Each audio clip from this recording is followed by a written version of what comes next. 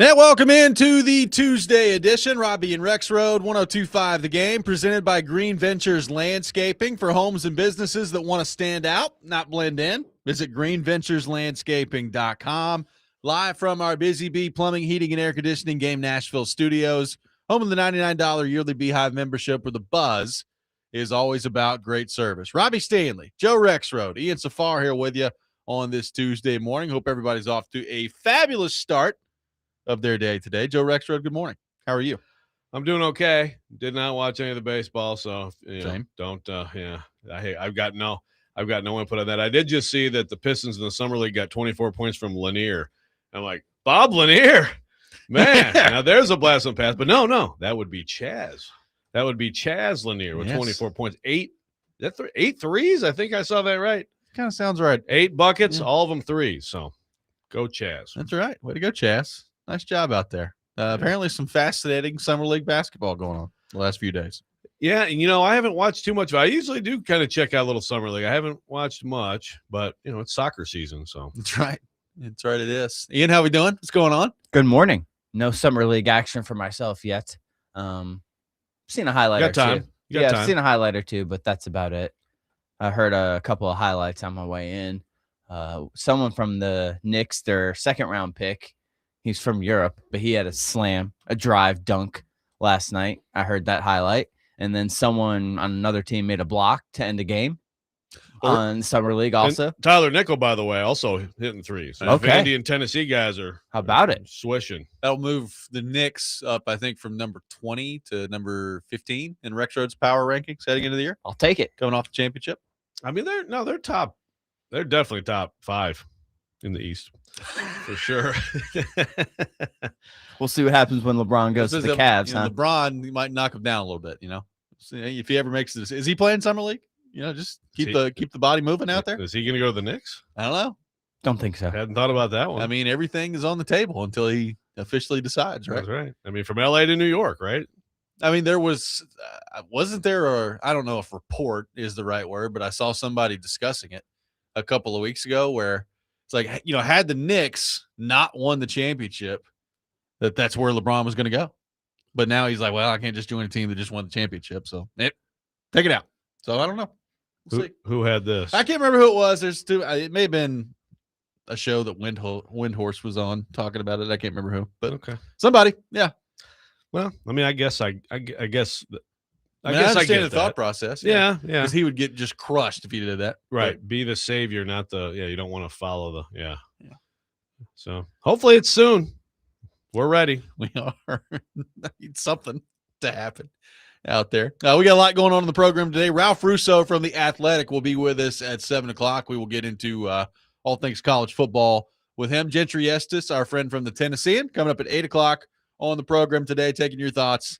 In the meantime, 615-737-1025. We are just a couple of weeks away from NFL training camp, Joe Rexrode. And the Titans, a lot of expectations of some improvement heading into this year based on what they've done in the offseason. And I saw yesterday at The Athletic, I was like, oh, looky here. They come out with breakout players for each team in the NFL. And I said, you know what? I bet Joe Rexrode has participated in this. And sure enough, he has for the Tennessee Titans. It's exciting stuff when I see Joe Rexrode. Kuharski will be thrilled to know that you're writing. That's also, an added bonus to all this as well. But NFL breakout players, there's one listed for every team. And I just wonder if Titans fans had to identify a breakout player for this year, for this team. Who would it be? Who would you hope that it is? And Rexrode, who did you ultimately go with in this particular exercise? Yeah, two different key questions there. One is, like who would you guess? But then also, who would you want, which we can get into both those. I went, and this is partially, by the way, me. I'm leaning on TD and some of the stuff he's told us here on this program. Yep. But I went with Kevin Winston Jr. And obviously you're talking about a guy people thought was about a first-round talent or so. I know Nick Saban did. Coming off a partially torn ACL, his 2024 season was cut short. So last year, he was, I guess, somewhat similar to like the Jeffrey Simmons situation, in terms of like you knew he wasn't going to be healthy from the start. Really never saw the full thing. There's been a fair amount of buzz about him, and man, the opportunities to really step into a playmaking role, and so that on top of the fact that I think the front seven has been addressed pretty effectively, and it's pretty simple to me in this league, or in this game. If you got the guys up front, and if you are affecting quarterbacks, and if you are speeding up the clock even a little bit, everybody in the back end looks better because of it. So I think he may be a beneficiary of that. So that is my choice. There are certainly plenty of other possibilities, but I went with Winston. Winston, I think, is a good one. I think Winston has a chance to be pretty impactful for this team this year. If I had to pick one, I'd probably go Gunnar Helm. Like I think Helm, again, we've talked about this with him in terms of, I think he's got to be a big weapon for the offense in the red zone. And I think, with the size that he brings to the table, the ability to go up and high point the ball, we'll see if he can turn into, a starting tight end that you look at and you say, that guy's just really good. I mean, you got to get him the ball as much as possible. I don't know if he's going to be that. I do think he can be a pretty good weapon in the red zone for the Titans this year. That'd probably be the way I would go. I mean, I think you could go Jim DK if you wanted to, although, I mean, he kind of broke out last year as a punt returner. As a receiver, we'll see how many opportunities he gets this year. I mean, there are several guys that I could make the argument of like who it needs to be, right? Like, I mean, Cam Ward is one of those that it would need to be at quarterback. Yeah. Another one would be Femi Oladejo for sure. Like if Femi Oladejo breaks out, which that could mean a variety of things with him after what we saw last year. But if he breaks out this year and ends up being a relatively impactful player for the Tennessee Titans, to me, that's a big development because I'm not overly expecting it heading into this year. There are a lot of guys you could probably put on this list. Yeah. Femi would certainly. Yeah, like Cam, I almost like push him to the side. I mean, he's got to get a lot better. But to me, it's like, I don't know, like breakout player, like a QB is you're just so dependent on the QB. You know what I mean? I just almost put them in a different category. But Femi would be a big deal for this team for sure. I'm with you on Gunnar Helm. I think he's definitely going to take a step. And I don't know. I think we've seen enough of him. Like there's a ceiling there. Like it's. I don't. He's not going to be Travis Kelce. Yeah, he's not going to be like a star. And with Winston, I think with Winston the ceiling and the floor, like I really don't know. I mean, there's buzz. You saw, it looked decent at times, running around, but I have no idea. So there's a little bit more of the unknown there with him, where maybe it could be really, really good. And we'll see. I mean, it's just so much really is just like, it's just when they play those games, are you that split second, are you there on that play, or are you a little bit late? Do you actually go out there and make those plays? Obviously JC Latham would be another guy who would, if it was the answer, it'd be a good thing for the Titans. There's, I guess one question on this is like how far into your career can you be a breakout player? I mean, yeah. I guess, hey, if you take a big leap in year 7 from year 6, I guess, okay. I mean, it's still a breakout, right? I can tell you how I view it. Like, I mean, you're right. I mean, you can have a breakout year 9 years in if you really think about it. I kind of view it as second and third year. Like, that's kind of how I view it. Like, I know people will probably say Cornell Tate. And like, well, Cornell Tate's a rookie. I mean, yeah, I don't think rookies can be breakout players, right? I mean, they can come in and be immediately impactful. That would be great. But like, I'm not really thinking about the rookies when it comes to this. I'm looking at this list now. Is there? I don't think there's any. I doubt there's any rookies in there. Like, I kind of look at it as second, third year guys who are still pretty early into their careers. Maybe you've seen a little bit from to this point, but you need, and the team needs, a pretty massive step taken from those guys. That's kind of how I would define it. Yeah, typically, and there are a few. I mean, as I look through this list, like for example, one that I thought was interesting was with the Raiders, Jalen Naylor. Yeah. He's been in the league a while, but he's an addition. So I think that's another thing that can have. You can have a veteran that you add to your team, and maybe it's like, okay, because of this new role, this new situation, opportunity, this player, might break out. Right. I guess that's possible. But yeah, for the most part, it's younger players who have been okay or have been disappointing, and it's like, okay, it's kind of like now is the time to do it. Yeah, that's not the case with Winston, but with Winston, I think he's the perfect case of didn't really see the full deal last year.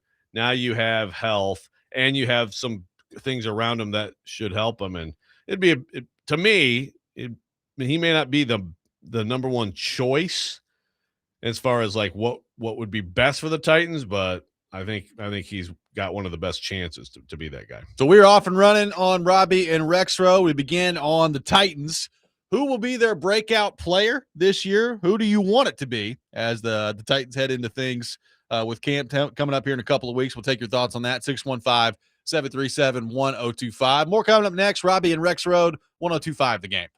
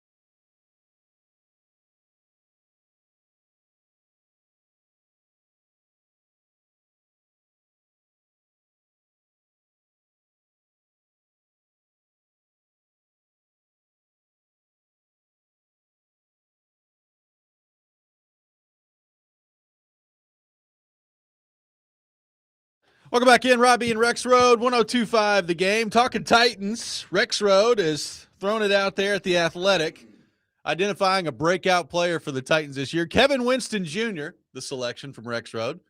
Who do you think it'll be? Who do you want it to be? What's best case scenario for the Titans heading into this year? Yeah, I think you go a lot of different ways with that last part of it, Joe, of like what would be the best case scenario. You know, we brought up Femi Oladejo. I think all the help you can get at the edge rusher part of this would be a very welcome thing when it comes to that part of it. Like, you know, if it's Chim DK, well, you're adding to the reliability and the talent of your receiving room at that point. We had somebody on the text line talk about Jackson Slater. Well, that would be great because you're talking about, you know, if he's breaking out, I'd assume he's playing pretty well for you at the right guard spot at that point if you're the Tennessee Titans. I think there are a lot of different ways you could go with that, like as to who would be the top choice. So I'll turn that to you. Like if you could identify maybe a guy or two that would be best case scenario for the Titans in this discussion, who do you think that'd be? I mean, I'd go Latham. I'd still go Latham because if we're talking, first of all, if you're talking about a lineman as a breakout player, you're really noticing him. Yep. You know, typically you notice linemen when they screw up. Turn around and yell, "Hey, watch out back there." Yeah. You know, and so like Latham, I think it'd be great for the Titans if he's just solid. It's like, okay, like he's got that. He's over there. He's fine. I guess, you know, he's like next year we'd be talking about, you know, second deal for him. And that's good. But what if he's a breakout player? Like, man, like he's actually a difference maker out there. I think I'd put him at the top of the list of what would be the best case scenario. I think I might put Femi right after that. I mean, I think those two, you know, when it comes down to it, high picks. Yeah, high picks. So there's that. So that's great, obviously, for, you know, your front office. You certainly would probably pick guys like that, but just to be strong in the trenches again. And to actually, we know how bad it's been with the offensive line, but also on the other side, like it's basically been Jeff and the Jeffettes, you know, and so if you had, and then imagine, you know, like Femi, and then Falk hits too, by the way, right? All of a sudden you have like this young, like scary defensive front. So, but I think I'd go Latham. I just, if you know that you don't have to deal with that, not only do you not have to deal with that, you're definitely give him a second deal because it's what if he had a breakout player a year, he's getting a second. Yeah, there's no question. So now, okay, now you have two pieces up front. You know, with these offensive lines, I mean, no one pays everyone. Like there's gonna have to be at least a couple cheaper parts on any offensive line, right? But you also know that you're gonna have to. You're going to be wandering again in the wilderness for a left tackle, and that's someone that you hope you find, and you will have to pay if you do. And then, you know, obviously you hope to solidify center at least to some extent. But if you're really good at right tackle, really good at left guard, now you have both sides of the line. You have a difference maker, and to me, it just makes the whole moving forward roster building so much easier. So I would go there. You know, another guy. Like, what if you do have? And again, we can't do the rookie, but you know, like what about a Tajay Spears? I mean, I think I'm probably with you on like I think we've kind of seen what he is, you know. So it'd be surprising, yeah. But or a Mullings, you know, or something, you know, somebody like that, another skill guy who all of a sudden it's like, okay, this guy's going to be a part of the future of this franchise. Yeah, I mean that Io would Manor. be. You mentioned DK, but Io Manor. Io Manor is going to become like the forgotten guy in all this because, I mean, look, on the depth chart right now, if you're asking, you know, where he stacks up, he's probably fifth, right? He's probably the fifth receiver. And we'll see if it stays that way throughout the year, but that's probably where he is. So I just wonder, you know, how much opportunity he's going to get to have that sort of a breakout year this year. We'll see. I mean, Brian says Joey Sly and Tommy Townsend both will likely have many opportunities to break out this year. Yeah. Hope not. Nope, we're not talking about the kickers and the punters all that much. That'd be great. You know, I mean, Mark Mosley won the MVP. Yeah, NFL MVP in 1982. So needs to go back and be studied. What happened to the rest of the league? That was weird. It was the strike year. They only played 9 games. I don't know. Good stuff there. Yeah. Yeah, I'm hoping it's not. We're not talking about the specialists at the end of the year being the breakout player. That would probably not bode well for the Tennessee Titans at that point. Yeah, I mean the running back part of it is interesting. Like if it's Spears, first off, what does that mean? And what does that kind of manifest itself into being? I just think the more you kind of lay it out there, I do think the line of scrimmage on both sides of the ball is what would be best case. And people are talking about Ward here again. We're kind of separating the quarterback part of it just because everybody relies on their quarterback as it's the most important position in sports. I mean, the more I think about it, the best case scenario for me would be Femi. I just think if you've got a legitimate pass rushing threat or multiple legitimate pass rushing threats on the edge to go along with what I think you've got up the middle, I just think that's transformative for the defense. Like, I think we know, as long as they're healthy, that John Franklin Myers and Jeffrey Simmons together are going to be pretty formidable. Like, that's going to be something for the other team that you're just going to have a problem, I think, consistently blocking those two. If you add that to, Falk stepping in, being good, Oladejo actually giving you something in year two, and then we'll see. I mean, you could go, I guess if you wanted to, you could go Jermaine Johnson in this discussion. I know he has had a good year in the NFL before. He is coming off an injury, and it's a new team. So, like, if you add those three together and you get legitimate pass rushing threats from all three of those guys, well, that's how the defense becomes, I think, a lot better this year, is if you've got Franklin Myers and Simmons up the middle and you couple that with legitimate pass rushing threats on the outside that right now I'm just not convinced that they have, but we need to be convinced of it at some point this year, given the investment level they've had there. Yeah, no, it'd be a huge deal.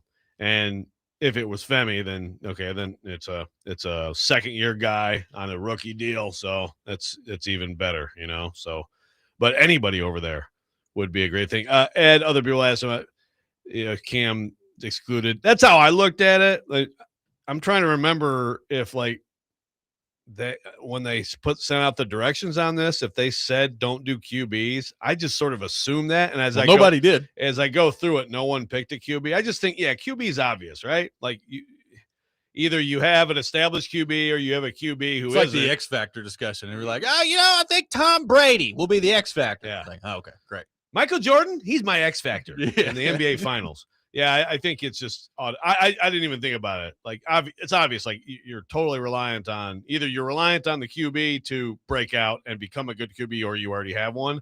So, yeah, I think of it as other positions. So, I guess I probably should have explicitly said that. But, yeah, no one picked a QB. Where do the corners sit in this? Flott and Marcus Harris kind of stood out to me. It wouldn't be bad if any of them were. Because Cordell Flott, he would kind of drop into that category of new team, more opportunity. Right. Now starter. Does he make some plays? I think Harris is a great one. Marcus Harris, he's going to be what we think is the starting nickel corner that plays a big role in this solid defense. Yep. He's, perhaps maybe makes another step going in. I think it's his second year, right?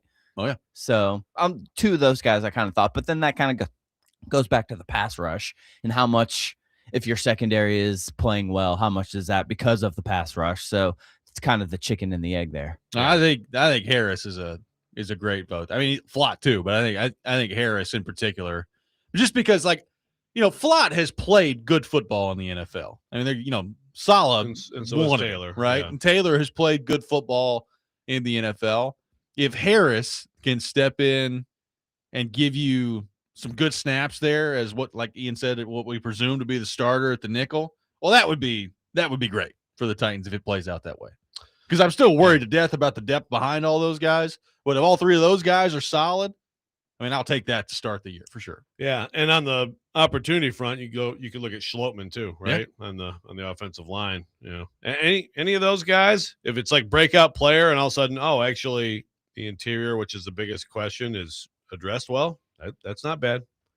Could the solid inside linebackers make a flash too? Yeah. Cedric Gray or Anthony Hill Jr.? See, I would almost say Cedric Gray was a breakout player last year, right? I mean, yeah.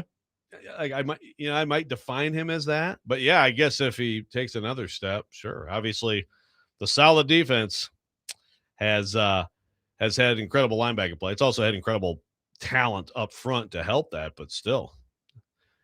What you hope is that there's a bunch of different people vying for this. Yep. 615-737-1025. Our phone number. More your thoughts on the Titans coming up next. Robby and Rexrode, 1025 The Game.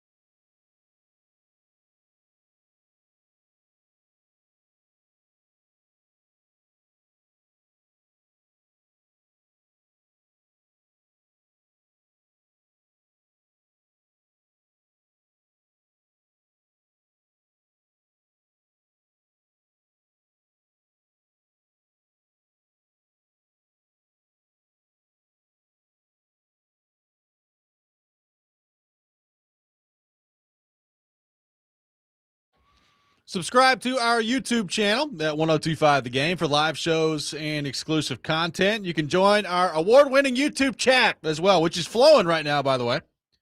Taking your thoughts at 615-737-1025. Ed taking shots at Scotty Scheffler on the YouTube chat. I will gracefully ignore. I guess if I'm mentioning it, I'm not ignoring it. But thank you, Ed, for the participation on the YouTube chat. Sometimes like the chat goes away from me and there's like some ad on the right, and then I can't get back to the actual chat stuff. Oh, okay. Oh, now I see it. Do you think Scotty? Let me tell you what I got. I got YouTube Premium. It's outstanding. No ads ever on YouTube. How much does that cost? I think it's like $39 a month or something like that. But I don't use it on anything else. Like I don't do YouTube TV. Like I have nothing. Right? You just use it for this, huh? Yeah, just do it for this. Well, my wife Nicole was saying we were talking about Netflix yesterday. They're still their ads now on Netflix. Yeah, even though you pay. Yeah. Oh, really? I have not encountered that. Yeah, that sucks. Legitimately, all I watch now is YouTube. I'm on YouTube all the time, so that's why I did it. But not YouTube TV. No, I'm just YouTube. So what do you do for live TV? I'll log into other people's stuff and watch sports when I want to. Okay. I've been watching The Bear, which is on Hulu. Okay. Sometimes I log into other people's Hulu. Yeah. That's the thing. It's like I don't know. I guess we have subscription. It's just I haven't started any summer TV yet. Yeah, I guess I'm about out of time, so I don't know if I will. Yeah. Widow's Bay. You told me about that, and I've heard some good things, but it's good, man. Yeah, it's like it's horror comedy, which I know some people won't think that sounds stupid, but it's basically like Scary Movie. What's that? Like Scary Movie? Well, no, I mean it's not like spoof, okay. but it is funny. Like it's almost like if someone out there is listening, you could do a better job than me of describing it. But it's almost like Newhart when he was. That's not, if you think about the Newhart show when he was like at the bed and breakfast, and people are like, "Who the hell's Newhart?" Because you're a boomer. What are you talking about, boomer? I have no idea what you're talking about. I'm Larry. This is my brother Daryl. My other brother Daryl. Anybody know? No. Okay. All right. It's keep going. Yeah, I know. I've seen somebody describe it as Stranger Things, but for adults. Okay. So, but it's actually pretty freaking scary. Yeah, and yeah, Brandon, as I said, it is hilarious too. It actually does both things. All right. I know. That's a heck of a combo. I sold it really well. Gory, scary. I mean, there's stuff like like there's stuff in it. Okay. I've done a terrible job. Just check out one episode. There's stuff like, in okay, it. I get it. There we go. Yeah, there's some violence. There is some content in the show. There's some violence. There's the Sea Hag episode. Yeah. Okay. Great job by me. By the way, Chip says YouTube Premium $17 a month. Shows you what I know.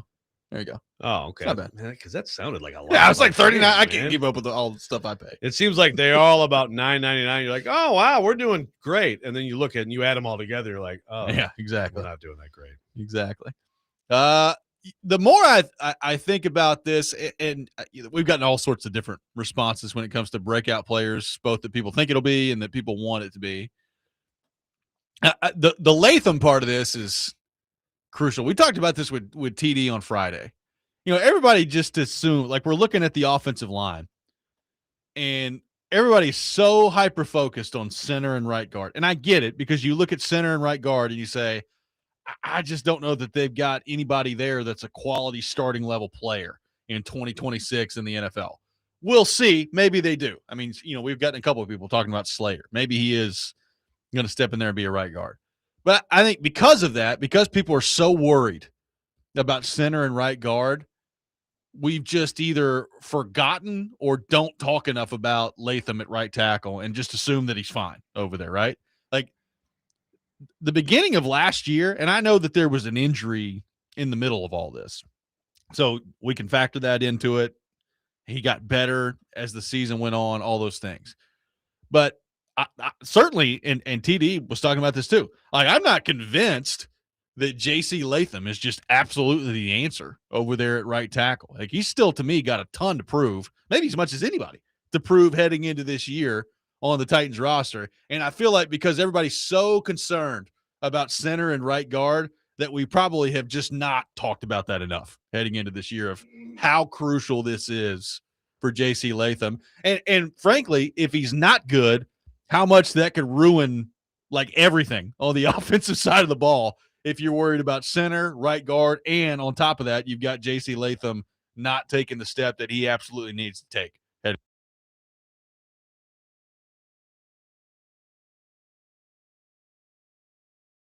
In players, imagine center to right tackle being a problem. Yeah. It's why I think the reason that tackles make more money. I mean, if you're solid over there, if you're good over there, you can hide things a little bit, right? I mean, if you have a serious issue in any of those 5 spots, like we'll notice it and it's going to be a problem, but you can scheme around it if you have other good players. You can hide it easier with more. If you're bad at right tackle, I mean, I think you have to be realistic about those 2 guys next to him. They're hoping to find functional players. Yeah. They're hoping to find solid, functional, usable, decent, not disastrous players. But if he's bad, well, they just got worse. And all of a sudden now you have one side where it's a problem, and yay, you have Peter Skoronski at left guard. Yeah. You have one side where it's a problem, and you have another not great. Right. Yeah. You have one side where it's a problem, and you have another side where anytime you go up against a semi-elite pass rusher, you know that your left tackle is going to be in trouble, right? Like that's what it is heading into this year. So, I mean, if you want to talk about forget breakout players, like I think you could go a lot of different ways with the breakout player discussion. Latham, to me, is, when you get beyond Ward and maybe Tate and maybe a couple other guys, like Latham is right there. He's certainly in the top 5 of like most important players that will determine the success or failure of this season for the Tennessee Titans. I mean, he's got to be based on what their roster looks like right now. Right. So for me, if it gets defined as breakout player, that means a lot. It means a lot for your future, but also it probably just elevates those question mark guys too, you would think, and all of a sudden you might have a chance. You might have a chance to do something with this offense. I think we all just hope Cam Ward is the most important player, but we all hope that he has a chance to show us that he actually got better. Brian says, you guys have me dreaming of a day where we don't even have to focus on a breakout player because the roster is solid as a whole. I mean, I think you'll always somewhat be looking for that. But, yeah, I mean, I hear you. Like, it would be great to, eventually be looking at a roster where you're like, all right, so what's the biggest concern on this team? Because you're not sure, right? So you're like, oh, yeah, feeling pretty good about the way that everything's going. That's hard to get to in the NFL. I mean, look, I'm going through this list, and it's a league-wide thing that you participated in. There are some really good teams on this list that still have breakout player opportunities that are going to go a long way in determining, whether or not. I mean, look, Jacksonville was 13-4 last year without getting basically anything from Travis Hunter. They're going to need Travis Hunter based on where they drafted him and what they did to move up to get him. Like, they need him to be a great player for them moving forward. Like Chicago had a great year last year.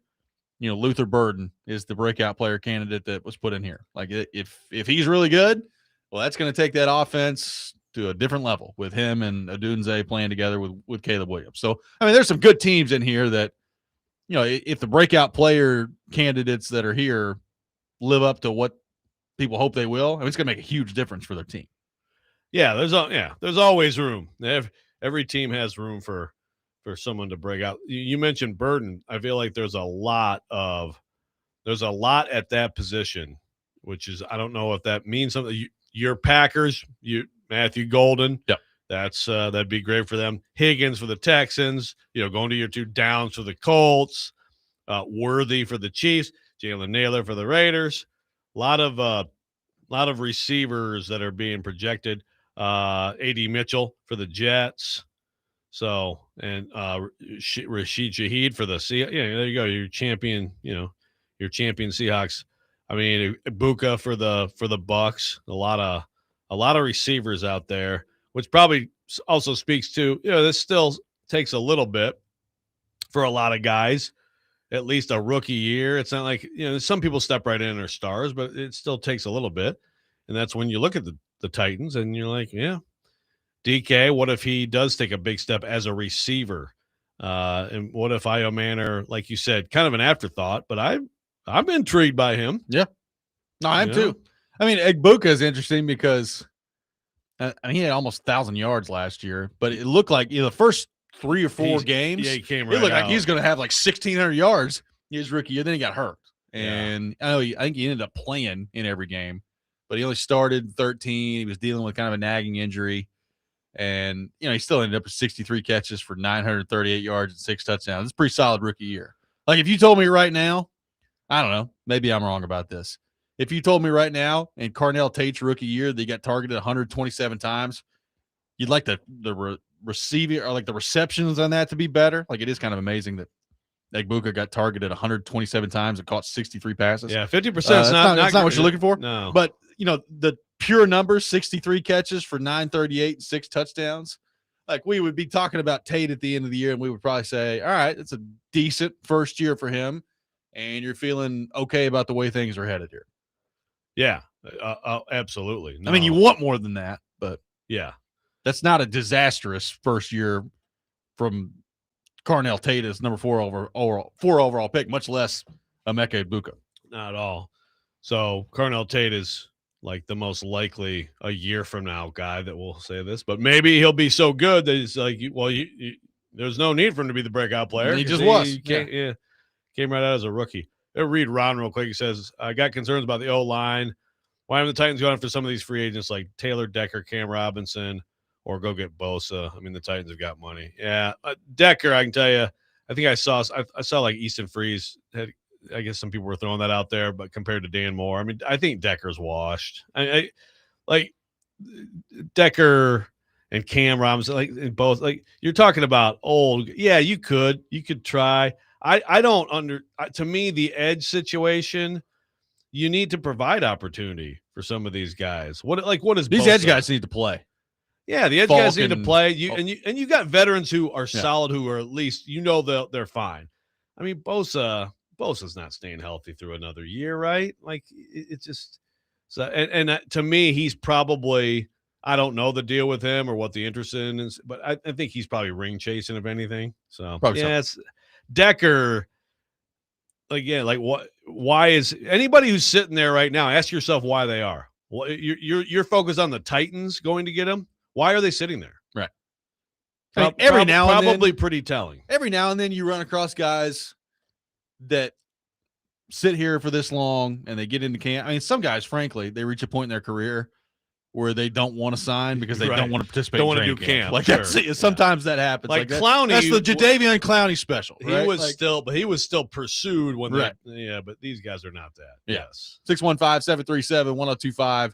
Our phone number. More of your thoughts to get to on the Titans. Plus, what are some other players around the league that we think could burst onto the scene this year? We'll get into that. Ralph Russo coming up at 7 o'clock. All that ahead. Robby and Rexrode, 1025 The Game.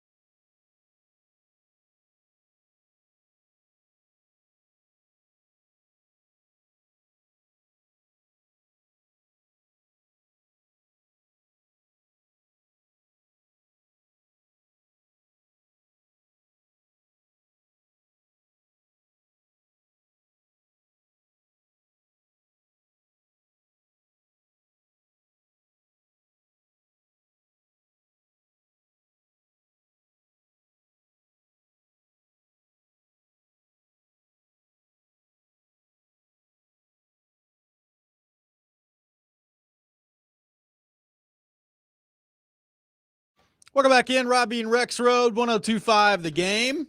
Taking your thoughts at 615-737-1025.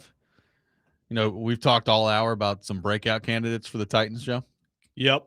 Ben Solak did this last week, kind of picking breakout candidates for all 32 teams around the league. And I remember reading it, and the Jets one just stopped me in my track. I was like, oh, boy. T'Vondre Sweat was Ben Solak's breakout candidate for the New York Jets. Another biscuit? Yeah. Yes. T'Vondre Sweat. So, you know, if that happens, that'll be interesting reaction from Titans fans. You know, underrated part of the week 1 matchup. They will see T'Vondre Sweat immediately. They will this year. What if he comes in here and just wrecks that game? Just comes in here and just swallows up the entire team in one fell swoop. Titans can't run the ball at all. Sweat's just clogging up the middle. Well, we've talked about the other scenario in that game too, right? Oh yeah. The first play of the game, Jarvis Brownlee pick 6. Sure. How about T'Vondre Sweat hits Cam Ward, ball pops in the air, Jarvis Brownlee to the house. Sure. By the way, Solak's breakout candidate for the Titans was Gunnar Helm. So, okay. Well, I didn't read that piece. I missed that, but on Sweat, does he have like? Is there any buzz? Like, is Sweat in great shape? Like, is there actually like, or is that just like a guess? I think it's just a guess, man. Okay. At some point, if he gets into shape, he is a quote. He's going to be a problem. He's a preposterously talented athlete with considerable explosiveness at 366 pounds. His effort wanes at times, but Aaron Glenn's greatest strength as a coach is how well he motivates. So there you go. That's the rationale. Okay. He's going to be motivated because he got traded and Aaron Glenn's the coach. Worked out well for the Jets defense last year. Yeah, I was going to say a lot of motivation. Yeah. I'd like to know where the evidence of that is. I mean, I know it's hard when you're coaching the Jets to show that you're a good coach. I'm motivating the heck out of these guys. Yeah. Somehow they went through an entire NFL season and never intercepted a pass, but they're very motivated out there. They were so fired up, so focused, they forgot to catch the ball when it came their way. I need Cam Ward to avoid an interception like the plague in week 1 because if he's the one that throws a pick to the Jets defense, I mean, it'll be all people talk about. Like, hey, look, the Jets finally got a pick. Good stuff. Yeah, you can't be the one to I mean, what is this list too? Like, the more I'm going down Solak's list here, like his breakout candidate for the Washington Commanders is Terry McLaurin. I was like, oh, okay. Well, we've never seen him play good football before. Yeah, see, that one to me is like, he had a bad year last year, but come on. That's more like comeback player. Yeah. Yeah, that's kind of bad. I'm glad we're able to rip Solak's list a little bit here. Come up with better names, man. That's all I can tell you. I got a text that says, we got Skoronski and Dan Less. No, we like Mandor better. Yeah, Mandor's better. JC Maytham, Austin Slopman. And yeah, okay. Let's go back to the drawing board on that one. Yeah. But we appreciate the effort. I did. I read it. So you got me to read it, you know. By the way, Newhart, just so people know, Dylan Antioch ripping me. I mean, this is the late 80s. I understand you were born in the early 90s. So but there's people out there who know the Newhart show, right? I'm sure somebody. I don't have to call Kaharski. Like Bob Newhart? Yes. Okay. So Bob Newhart had a show in the 70s, and then he had a show in the 80s, which was actually a pretty funny show. Okay. I mean, it was just called Newhart. I'm Larry. There's my brother Daryl. There's my other brother Daryl. No one. Okay, whatever. Anyway, well, I look forward to it. Can you find it? I mean, we talk about day and age. We talk about Family Ties, and Cheers and stuff like that. People know that stuff. People Charmed. That's very popular. Well, we are the biggest. We should be getting like royalties on Charmed. Season 1. It's on right now. Charmed's been discussed more on this show than it has anywhere ever. At least since the early 2000s. Now that's the 21st century, so that's a little different. But exactly. Yeah, check out Newhart. Anybody in particular stand out to you, Joe, when it comes to players around the league that could really step into the scene this year? I'll tell you one that stands out to me. Go ahead. Ashton Gentry with the Raiders. That's a big one. I think I don't think he forgot how to play football. I think the talent is there. Now is he Jeremiah Love? We kind of had that comparison when everybody was convinced the Titans were going to draft Jeremiah Love. The Raiders' offensive line was atrocious last year. They go out, they get Linderbaum. They should be better up the middle. They should have a better offensive line this year. Not going to have a great one, but they should have a better one this year. I think you'll see Gentry play a lot better this year. I think he needs to, but I think you'll see it based on what they've done this offseason. I just saw a side-by-side comparison of Gentry in the rookie stats. Oh, it was someone else who was a total bust. I forget who it was, but it was like, oh my God, it's scary how exactly the same they are. Yeah, Raiders offensive line was bad. It's a little bit alarming to me that, for example, here, Sam Warren with the Raider, right, who covers the Raiders, does not have him as the answer. That was, I mean, Jalen Naylor, that's great, but like Ashton Genty's not the guy. No, I think it's a big, big deal. It's hard for me to look back at his college career and watch him as a college player. And I understand as a Boise State, but I really, what I saw last year surprised the heck out of me. Offensive line notwithstanding, like I just really thought there'd be more there. So that's a big one. I think another big one, same division, is Xavier Worthy, which is Jesse Newell's pick here for the Chiefs. He said if there was a summer practice MVP, it would have been him. How much does that mean? Yeah, there's limitations, but you'd still rather hear that than, this guy wasn't really, like the guy stood out. I mean, he's so fast. What if, and he had a torn labrum last season, played through it. What if he's ready to actually become like the next super fast guy who actually has chemistry with Patrick Mahomes? What does that mean? Probably means quite a bit. Yeah. I mean, there's another one that Titans fans won't like that I watch. I mean, you could argue, is this guy really a breakout player because he just stepped in last year and was really good immediately? But Tyler Warren, I think pretty quickly is going to turn into one of the best tight ends in the league in Indianapolis. I mean, he had 76 catches last year as a rookie for 817 yards. Like, I think you could see him get to like 1,200 yards this year. I think he's really good. Yep. So, does that count as a breakout player? I don't know. But Tyler Warren, I think, is going to be a big problem for the Titans and others in the AFC South to deal with for a long time. Well, and if James Boyd is right, I agree. I think it's inevitable. He's going to be a problem for a long time.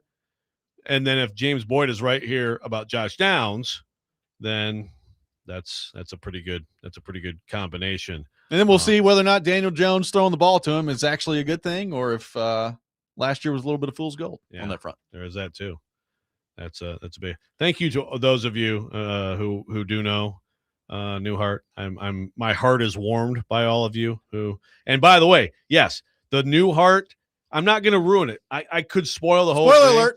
But the last episode of Newhart is actually one of the greatest last episodes of a TV series ever. Okay. I'm just telling you. And it has to do with the other Newhart. Okay. For people, you know what I'm talking about, Texter. You know what I'm talking about. Yes, he was Buddy the Elf's dad. For people who need context on Newhart, he's Buddy the Elf's dad. Good to know. Okay. Yes. Good to know. From the North Pole. Yeah. Dad, yes. Not James Caan. Yeah, exactly. He's not Sonny Corleone. No. Spoiler alert. 615-737-1025. Our phone number. Ralph Russo from The Athletic will be with us coming up next. We'll get into all things college football with him. Robby and Rexrode, 1025 The Game.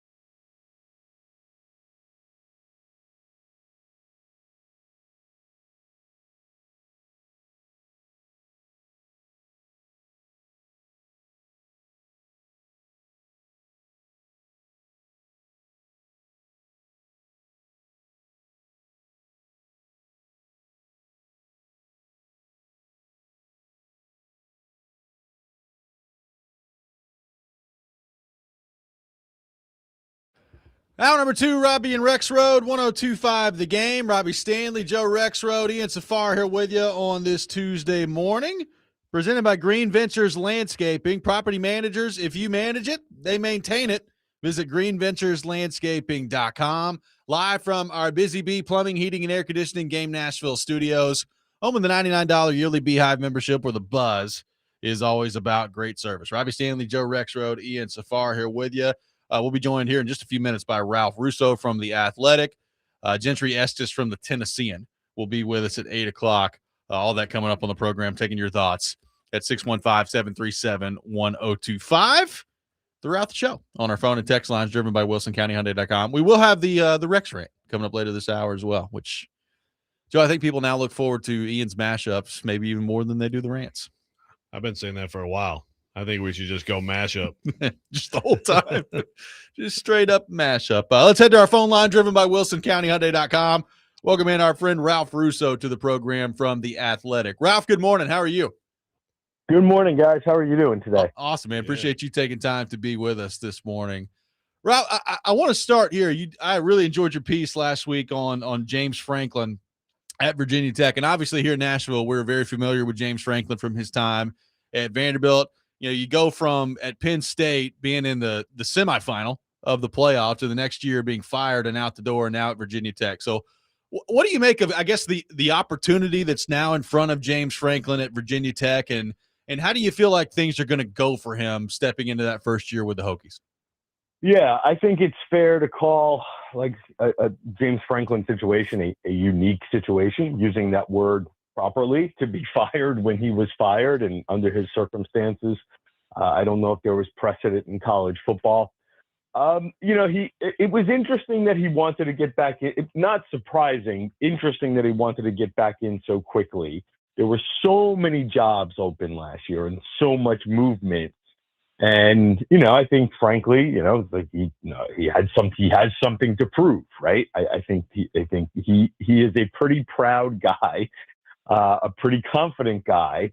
And I didn't think James Franklin was going to sort of take being fired under those circumstances sitting down as for ending up at Virginia Tech. Whit Babcock is the outgoing AD there. And, what he said struck me. He's like, we told James, come to where you'll be celebrated, not tolerated. And the relationship at Penn State, I think, had gotten to the point of people were a little like, oh, we're just going to do this again, right? We're just going to win 9 or 10 games and we're going to lose our most important games. And I do think to a certain degree he was tolerated there, where at Virginia Tech, they can celebrate the small victories at this point. It's been a long time since Frank Beamer. And I think they look at this possibility, if you present them with, hey, but you'll only win 9 or 10 games every year. At Virginia Tech, they're thinking, oh yeah, we'll take some of that, bring it on. So it's just an interesting dynamic in terms of the opportunity there for him to maybe, again, be celebrated for some smaller successes and the building part of the job, which he is very good at. All right, so Ralph, I want to try to do this and not ask at all about Congress, about NIL, about any of these things, because like they just, I feel like it just, we're sort of just in this holding pattern with all this stuff, and I'm kind of like, we're to the point where I think it's time to start getting excited about actual football. No doubt. So let me ask you about another coach who for one thing, last week, of course, always have weird press conference moments with him, but I just don't know where it's going. And I know Bruce Feldman had a piece today about, kind of a difference in recruiting philosophy for Deion Sanders, but where is that headed at Colorado? Yeah, that's a good question. Bruce and I do a podcast together, The Audible, and it was interesting to bring up some of his thoughts. I heard some of them yesterday before he even wrote the column on Deion, and I think it is fair, looking back, to wonder how much Deion's health, and he was away from the program a lot last year with some very serious issues that are better now. How much that contributed to such a huge fall off to 3-9, and if there could be some bounce back there as they shift their philosophy towards in terms of recruiting and player acquisition towards.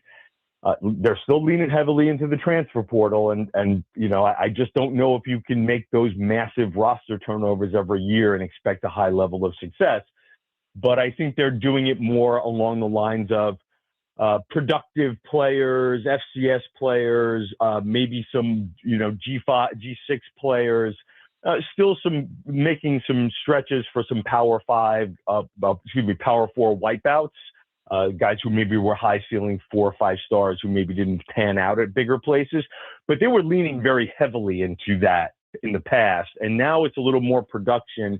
And if that creates better culture, him being around more, and maybe that cleans up things and gives them the bump to 6 or 7 games, to winning 6 or 7 games. But the bigger question in terms of like what is going on there long term, I don't know, man. Like I think you'll ask a lot of agents and people around the business, and they circle Colorado as a place that could open up. But I think they've been doing that for 2 or 3 years now. Like I think since he got there, everybody has wondered what is the long-term strategy there. I find the Deion situation to just be year to year. We'll figure it out as it goes along. We'll see how long he wants to actually do this. But I also do wonder, like, as much as it's better than it was at Colorado before he got there, when it was a disaster, I don't know if he's built something that is also built to last, or like the foundation of something that when he does leave will make Colorado sustainably better for the long term. So that's a little bit of a long-winded answer, but it's just been a fascinating situation how he does this year to year. And I do wonder if, like, when he goes, everything that he brought with him leaves. So, Ralph, it's always dangerous to do this in July because I sit there and I look at a roster and I think, they're not going to be very good. But I look at North Carolina football and I think, they're not going to be very good. So at age 74, if you're Belichick, it was a disaster last year. Let's say they'd go out there, and I think their projected win total at Vegas is like 4.5 wins. Let's say they go out there and they win 4 or 5 games this year. What do you do with that if you're Belichick? And what does North Carolina do at that point, which I'm sure expected way more of a return way sooner if it plays out that way this year in Chapel Hill? So it's interesting you asked me that on the heels of Deion, because obviously those guys have gotten compared a lot just because of the high profile nature, not certainly because of their personalities.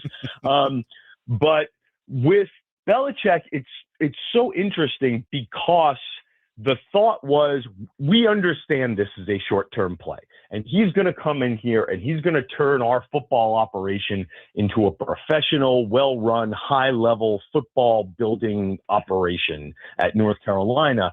And it doesn't look like any of that is really happening. And they look like they're going to stay. Again, they pivoted towards high school recruiting this year, signing a huge high school class, bringing in 20 transfers, which is kind of weird for a guy who has 2 years left on his contract and is 74 years old, because that implies we are building towards like 2029 or something like that. If you bring in 35 high school players, I have a hard time seeing this last more than this year. I don't think they're going to be good this year. They'll be probably a little more competent on offense because Bobby Petrino's there. But I think the bigger problem for North Carolina is that they expected this to be something that was going to be short term, but build a foundation for the long term. And I don't think that is happening. Forget the fact that they're probably not going to win more than, I don't know, maybe they get to 6 games this year. But and as you said, like, I just don't know, like, what the motivation is for him to go into next season at the last guaranteed season of his contract. He's got a couple more after that are not guaranteed. I just feel like we are going to be marching toward the end here of the experiment. Yeah, quickly. It doesn't look good. It looks like a disaster. Another thing that in a way looks like a disaster, but it's also sort of murky right now, and of course it's a tenure that has been marked by football and men's basketball championships, Ralph, but Michigan right now. Yeah. What do you there's been a lot of reporting around, obviously Ward Manuel, the athletic director, future could be on the agenda. He is telling people, I'm good. how do you view this situation and where it's headed and where it leaves Michigan? Yeah, it has been, boy, it's been a ride at Michigan for the last 5 or 6 years of just scandals and championships, right? Like, yes. It's like what a weird place Michigan has been in, where it's it's the highest of highs and all these things that certainly don't enhance Michigan's reputation. I think when they announced that they were going to do a report into not just the Sharon Moore situation, which ended so terribly, but jumping off what we just said, right? There's been so much that has been dysfunctional within that athletic department. We're going to do a sort of a report about the culture of the athletic department and bring in this high-priced law firm and pay them all kinds of money to do so. $11 million. Yeah, that's a lot of money. That's a lot of money for a report. That's again, billable hours for the win. So I think when that even started, we all kind of took a step back and went, yeah, somebody's going to have to take the blame for all this, right? And the guy who has been in charge the whole time, regardless of what level of culpability, Ward Manuel deserves for all of what has gone on at Michigan, the highs and the lows, somebody's going to have to take the blame for this, Joe. like it's just, yep. and you don't spend $11 million on a report and come away with, yeah, you're all good. Yeah. Right. Make a couple of tweaks here and there. So again, like nothing has happened yet. There have been some, reports about a possible buyout being negotiated, which would make a lot of sense. I think he's got 2-3 more years left on his contract. So another golden parachute there. But I would be surprised if Ward Manuel still has his job after the fallout from the report. And I don't even know what's in the report, but I do know what they were looking into, and none of it is good. Yeah. And then you win a championship, but then you lose the coach. It almost feels to me like maybe had that not happened, he'd have a little bit more of a chance here, but the other thing that's weird about what's going on with Michigan, and not to make light of this, they've been in a vacuum at president for a while. Yeah. First Santaono, I'm going to Florida, then Florida doesn't want him, and then the tragic illness to his replacement who came in from Syracuse, was on the job for just a few months. And ended up being diagnosed with brain cancer. So they've had such a vacuum at the top there. And I imagine the uncertainty around Ward because of the report. As soon as Dusty left, listen, I think a lot of people thought Dusty May was going to be heading to the NBA at some point in his career. But when Dusty left, what came to my mind was, this guy hasn't had a president to work for, and now his AD is probably in an uncomfortable situation. Like, I can totally understand Dusty thinking like, yeah, I'm going to grab the first good NBA job that opens up here. So you and I just did some video, answered some questions on video. We both look beautiful doing it, by the way. People will get to see that on this website at some point.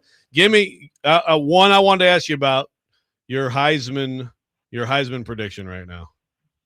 Yeah, I went with Jeremiah Smith, which is going to be a long shot just because he's a wide receiver, and wide receivers don't win this award. And there's a lot of good quarterbacks out there. So I don't know. In retrospect, maybe that was a dumb thing to say. But I think he is so far. I think he is so far and away the best player in college football. And I could see a situation where he doesn't have Cornell Tate with him this year, though. Ohio State's always got other receivers, but I don't think they have the obvious other first round draft pick with them this year. Brandon Inniss is very good. Chris Henry might be the next guy. The freshman Chris Henry might be the next, Jeremiah Marvin Harrison type receiver, but he's only a freshman. So I could see him really going off. And, the funny thing is, Ohio State's going to be highly ranked. They're awesome every year. I feel like Ohio State is almost like second, is maybe getting a little overlooked in the Big Ten this year because the national champion is Indiana. And I think there's this feeling that Oregon's up next, right? If there's going to be another national champion out of the Big Ten. It's going to be Oregon. So he's so damn good. I just basically went with the best player in college football. Yeah, it's hard to argue. Yeah, he's pretty I like good. it. No doubt about it. Ralph, great stuff, man. Appreciate you taking time to be with us this morning. And it was nice to talk about actual college football. We might want to do this more often. Tremendous. Anytime, guys. That's right. Thank you, Thanks, Ralph. Ralph. Appreciate it. Ralph Russo from The Athletic, our guest here on the program. We'll react to what Ralph had to say and get into a little college football coming up next. Move all the lawyer stuff aside, the Congress stuff aside. What are we most excited about this season? We'll get into that. Robby and Rexrode, 102.5 The Game.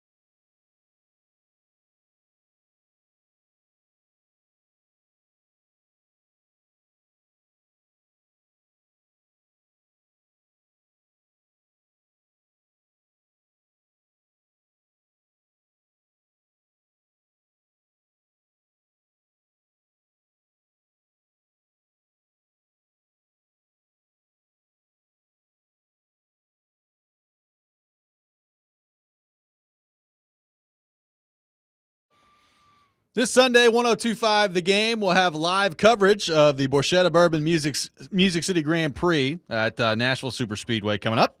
Coverage beginning at 5 o'clock.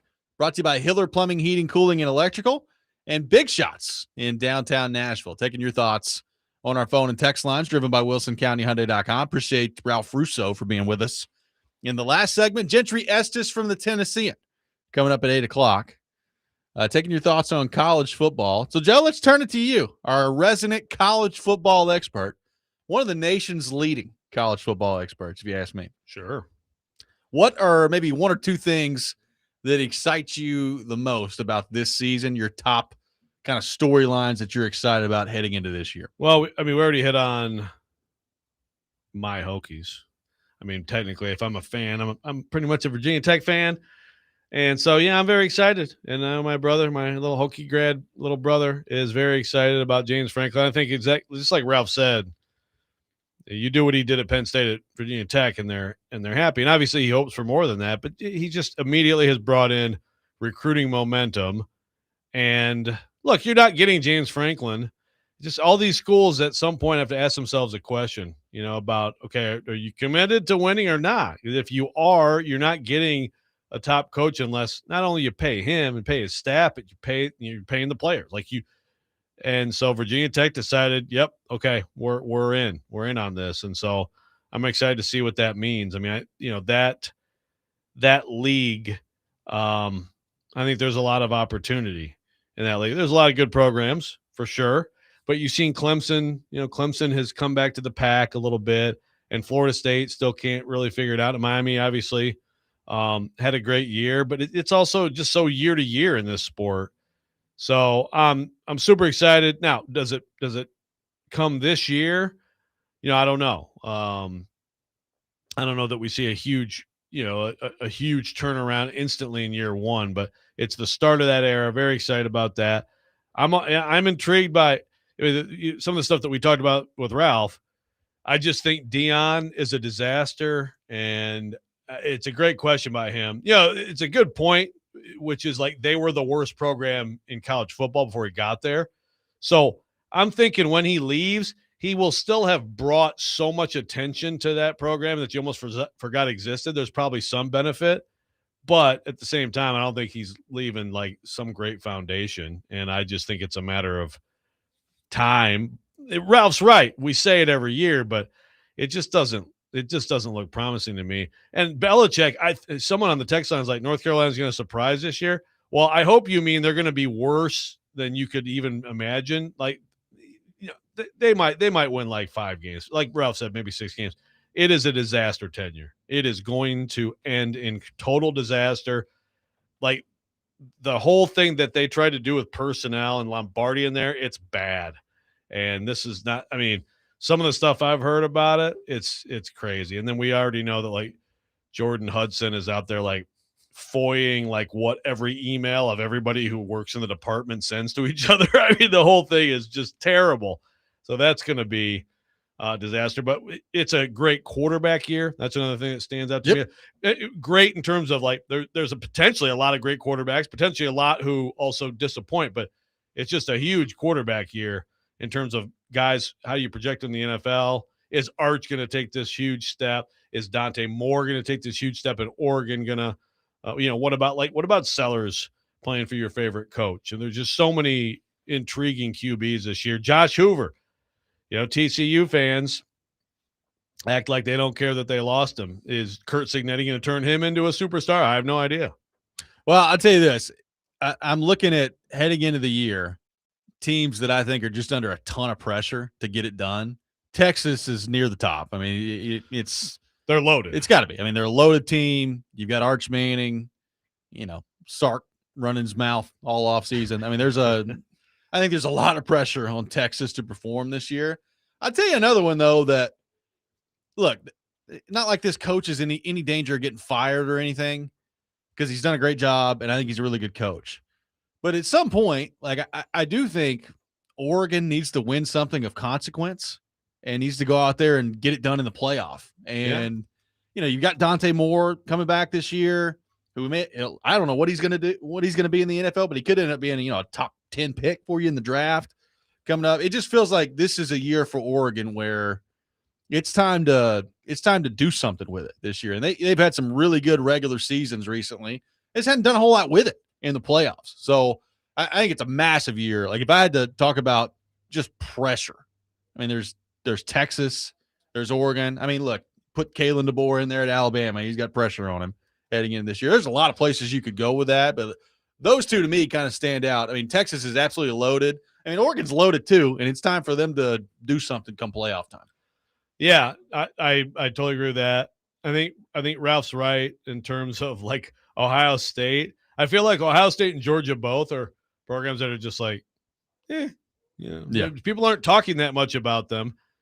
I mean, I don't know how good Gunnar Stockton is. That's like, is he good enough for them to win it all? I mean, they have taken a bit of a step back to the pack, which I think is part of. I mean, some of the good thing about this era right now is that like it's a lot more wide open, but they could still be really good. And Ohio State, I mean, I think saying is pretty good. And I don't hate the Jeremiah Smith Heisman pick because I just think they're going to get him the ball every way they possibly can. I think they're going to try to help him win the Heisman, and they're probably going to go undefeated, and saying that's a guy that can help you win a Heisman. But I just feel like it's weird how few people are talking about them. Another team that there's a lot of buzz, and in particular because of quarterback is CJ Carr at Notre Dame. Yeah. A lot of buzz. And if he's as good as people think he's going to be, that could be a really scary team. And I know we said it last year, and the game itself ended up being a little bit of a dud, to be honest. But Ohio State, Texas this year in week 2 could be pretty good, man. Like Ohio State on the road at Texas could be pretty awesome. Yeah. And by the way, as Texter points out, Vanderbilt, the number 1 high school quarterback. Insanity. Yeah. We get to watch.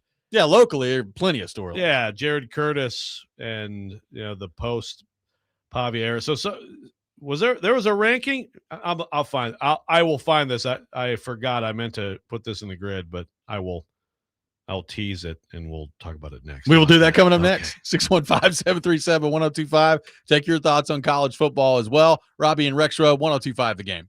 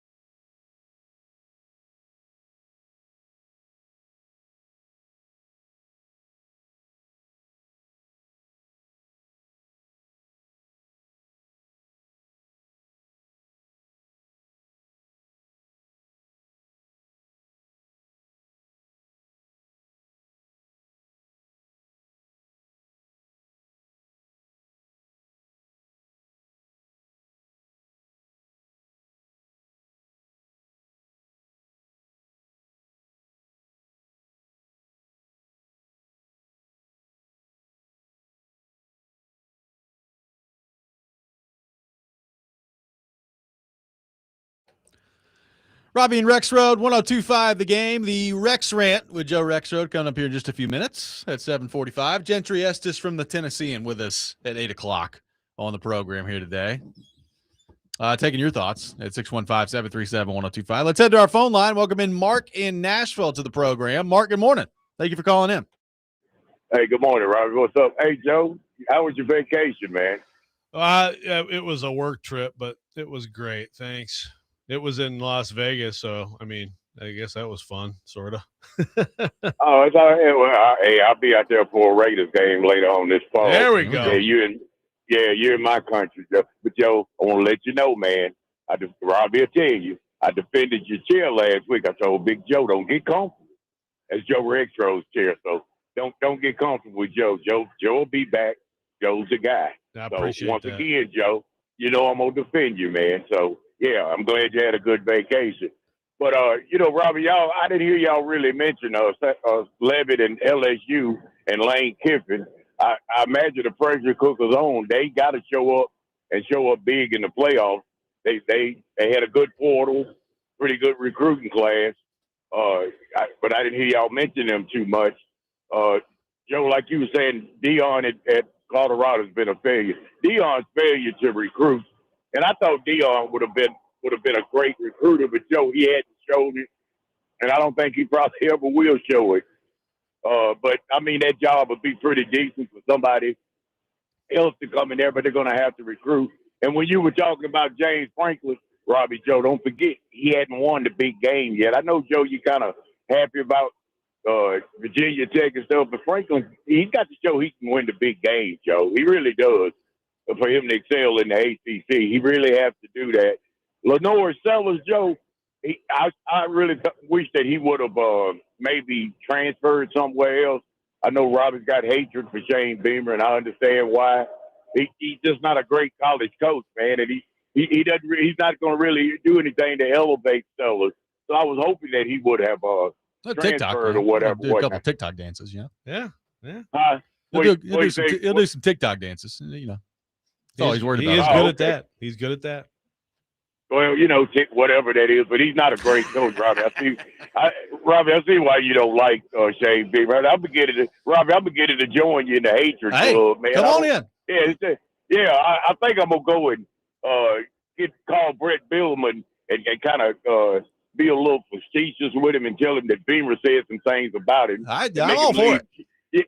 Yeah, come out of Champaign and go over to Columbia and take care of that. That's right. But but the unknown this year, Robby, have y'all got a pick who's going to win the national championship? I mean, I know Ohio State's going to be good. I'm not even going to count Bama in the mix anymore. I think Alabama's on the downside. I just really do. Yeah. You got Georgia, you got LSU, but have y'all really got any picks for this year, man? That one single pick? Because I can't think of anybody. I don't know if Indiana can repeat, but I mean, Hoover's going to be good. Card, Notre Dame will be good, but I want to get y'all's opinion on that, man. What one? And I'm gonna let y'all go. But good, hey Joe, good to have you back. Nice talking to you, Robby. Thank you, Mark. And Ian, always good talking to y'all. See you, man. Appreciate you. Thanks, Mark. I do have a pick. We can get into that in here in just a few minutes, but I do have a pick. You got a pick? I do. But you're gonna make us wait? Okay. I mean, it's very boring. Yeah. Ohio State's gonna win the national -2. championship. Okay. There you go. Yeah, -2. I'm going Texas. I thought about going Tennessee. Couldn't convince myself of it. Yeah, did you? Yeah. Well, speaking of Tennessee, can they win 9 games? That'd be good. Yeah, well, if they can with that schedule, they they might have a shot here. They might, maybe we get. I can assure you that the gap is closing. There we go. What's he doing this fall? Coach. What's he doing this fall? I have no idea. Doing media stuff? I hope so. So I saw this. It was actually A to Z Sports wrote about. I missed it with ESPN. It's ranking everything. We're ranking everything season. I know. And again, I'm doing. Everybody's doing it. We're ranking everything, but the ESPN top 10 coaches. It's interesting because we do. I think it's Stewart. I think it's Mandel who does it. I think ranks like all of them, or at least a lot more. This ESPN just did a staff ranking of 10.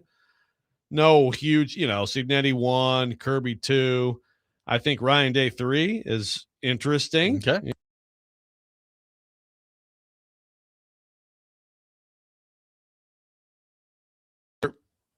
Also tied for 10 is Cristobal and DeBoer, which is interesting too. But technically, I guess tied for 16th, and this is as low as they go, but also receiving votes, Clark Lee of Vanderbilt. Okay. So that A to Z wrote about it because it's like, how does Clark Lee get a vote and Josh Heupel does not get a vote, right? Also receiving votes, you got Dabo just missed the top 10, and then you go down. Yeah, you got Lashley and Sataki, Dillingham, Fritz, and Clark Lee all got a vote. So that's one vote. So, keep that in mind. But I think that's an interesting, it's so hard for me to compare like Clark Lee and Josh Heupel as coaches.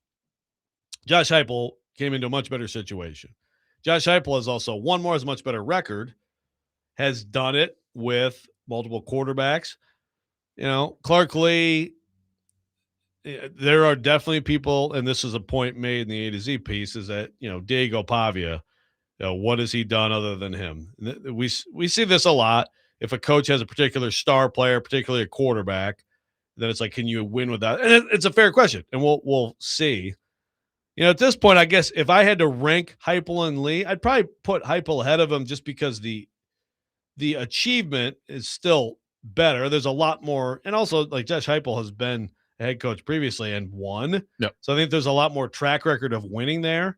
But I also understand, the situation at Vanderbilt. I understand now that you have a way to win there. Where we are financially in the sport has changed things, but still, like turning that place around, no small. Well, the difference, like Clark Lee just did something that's never been done before there. It's going to be hard, virtually impossible for Josh Heupel to do something that's never been done at Tennessee before, right? Yeah. So yeah, that's the difference. Like Clark Lee just pulled off something at Vanderbilt that not that long ago we would have probably said was borderline impossible. So the game has changed, the environment's changed, all those things. We'll see if they can replicate it. And look, we talked about this last week with Big Joe. If Vanderbilt, I'm not saying they got to go 10-2 this year, but if Vanderbilt over the next year or two doesn't get back to, winning games pretty consistently in the SEC and, finish at 8-4, finish at 9-3, getting in that mix again for the college football playoff, then people are going to look at it and they're going to say, well, it's Diego Pavia and you struck lightning in a bottle, and that was that for Clark Lee. So I do feel like there's still a lot to prove for Clark Lee moving forward in the aftermath of the Diego Pavia discussion. Yeah, no, for sure. You've got Jared Curtis, and that should help. Exactly. Yeah, you've got another guy. Acquiring quarterbacks is a great part of being a good college football coach in today's day and age. Absolutely. Yeah, I mean it's unless they win big. Without him, people will talk about Pavia. With Heupel, I think Heupel is a coach.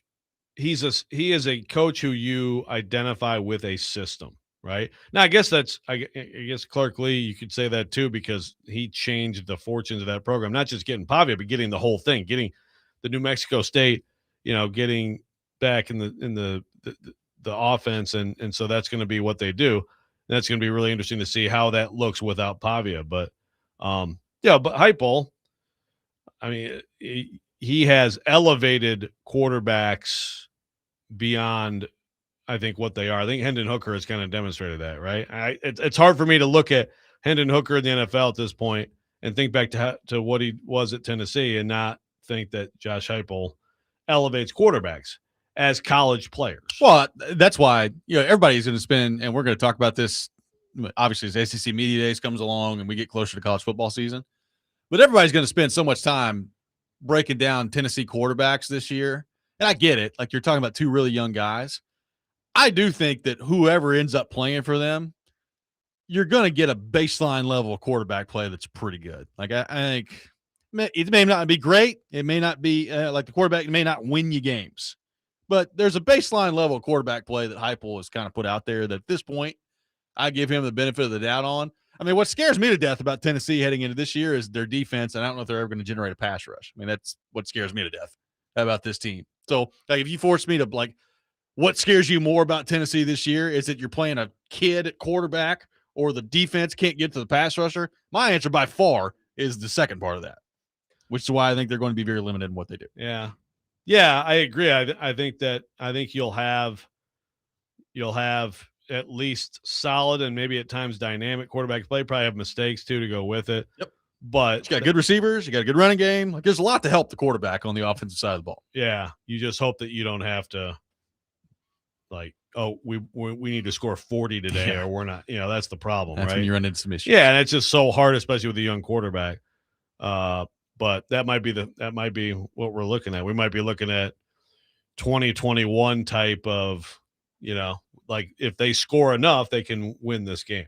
Let's head to our phone line, driven by WilsonCountyHyundai.com. Welcome in Ryan to the program. Ryan, good morning. Thank you for calling in. Great show, guys. I love your show in the mornings. It definitely wakes me up. Y'all have the best show in town. Thank you. I think Notre Dame football, talking to some of the commentators in South Bend, if they don't win it all this year, it's a huge disappointment. Like, they've never had more depth, on this team probably since Charlie Weiss days.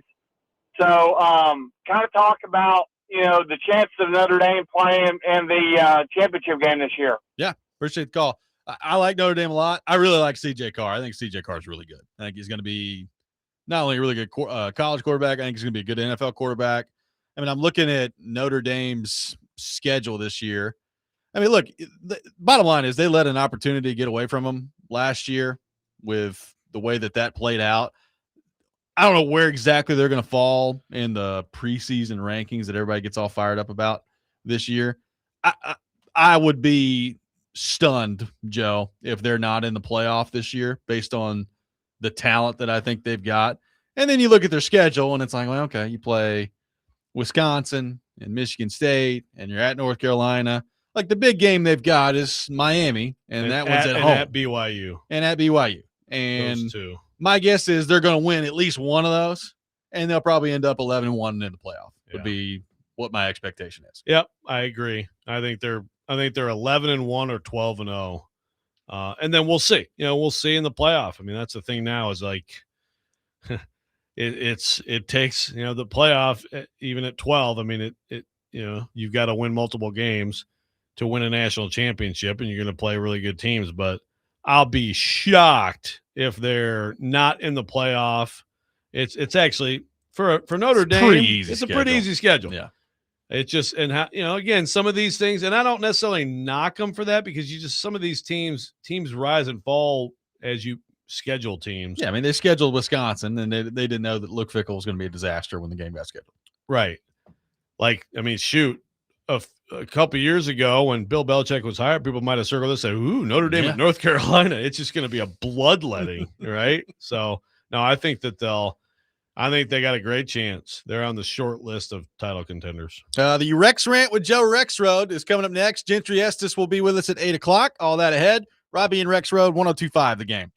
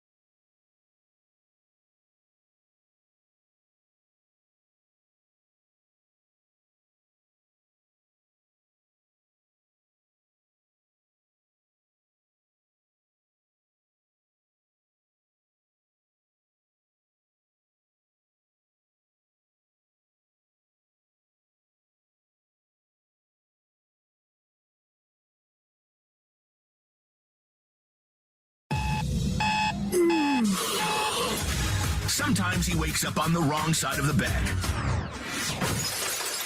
And sometimes he's just, well, Joe. Awkward moment. Let's do it. This is the Rex Rant, now on Robby and Rexrode. Say another word about the Detroit Tigers. You're dead. Is Big Ben a choker or is he not a choker? Choker.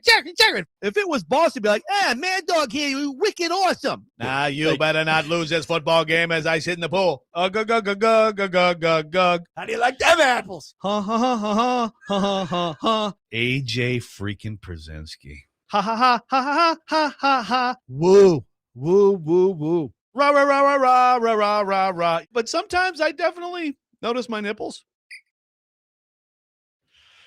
It is time for the Rex Rant, served by the Wine Cellar in Hendersonville. Joe Rexrode's rant of the day. Joe, the floor is yours. That was melodic. It was. So is this. Little NCOT B, get you going. Little Charmed on the TV, get you going. I'm pivoting here because here's I'm gonna make this quick, but okay. I've been promised this for years. Still hasn't happened. I don't know if she's still listening. She's on the way to work or not. Katie Rexrode has promised that she has a Rex Rant for years. Sure. I'm sure she's got several. What? 615-737-1025. She texted me. Were you texting and driving? I hope this was voice to text. That one of my questions to Ralph Russo was, quote, a Jason Bateman question. In other words, whenever we listen to the Smartless podcast, Jason Bateman, who she's in love with and has a full cutout in her office at home, by the way. Seriously, full cutout. I mean, it was a gift, but still it's kind of weird, right? Not bitter. Yeah, not bitter at all. No, yeah. That's fine. Alyssa Milano's up on the TV. Jason Bateman on that podcast. I love the podcast, but his questions are like, so anyway, so do you ever get the feeling that acting is this amazing thing, but then also you like directing, and then, is it just like a special feeling, and what do you think, your thoughts? He does not ask questions. He just talks. So that is not what I did to Ralph Russo. I mean, yes, my question might've been a little bit long, but I mean, it was not a Jason Bateman.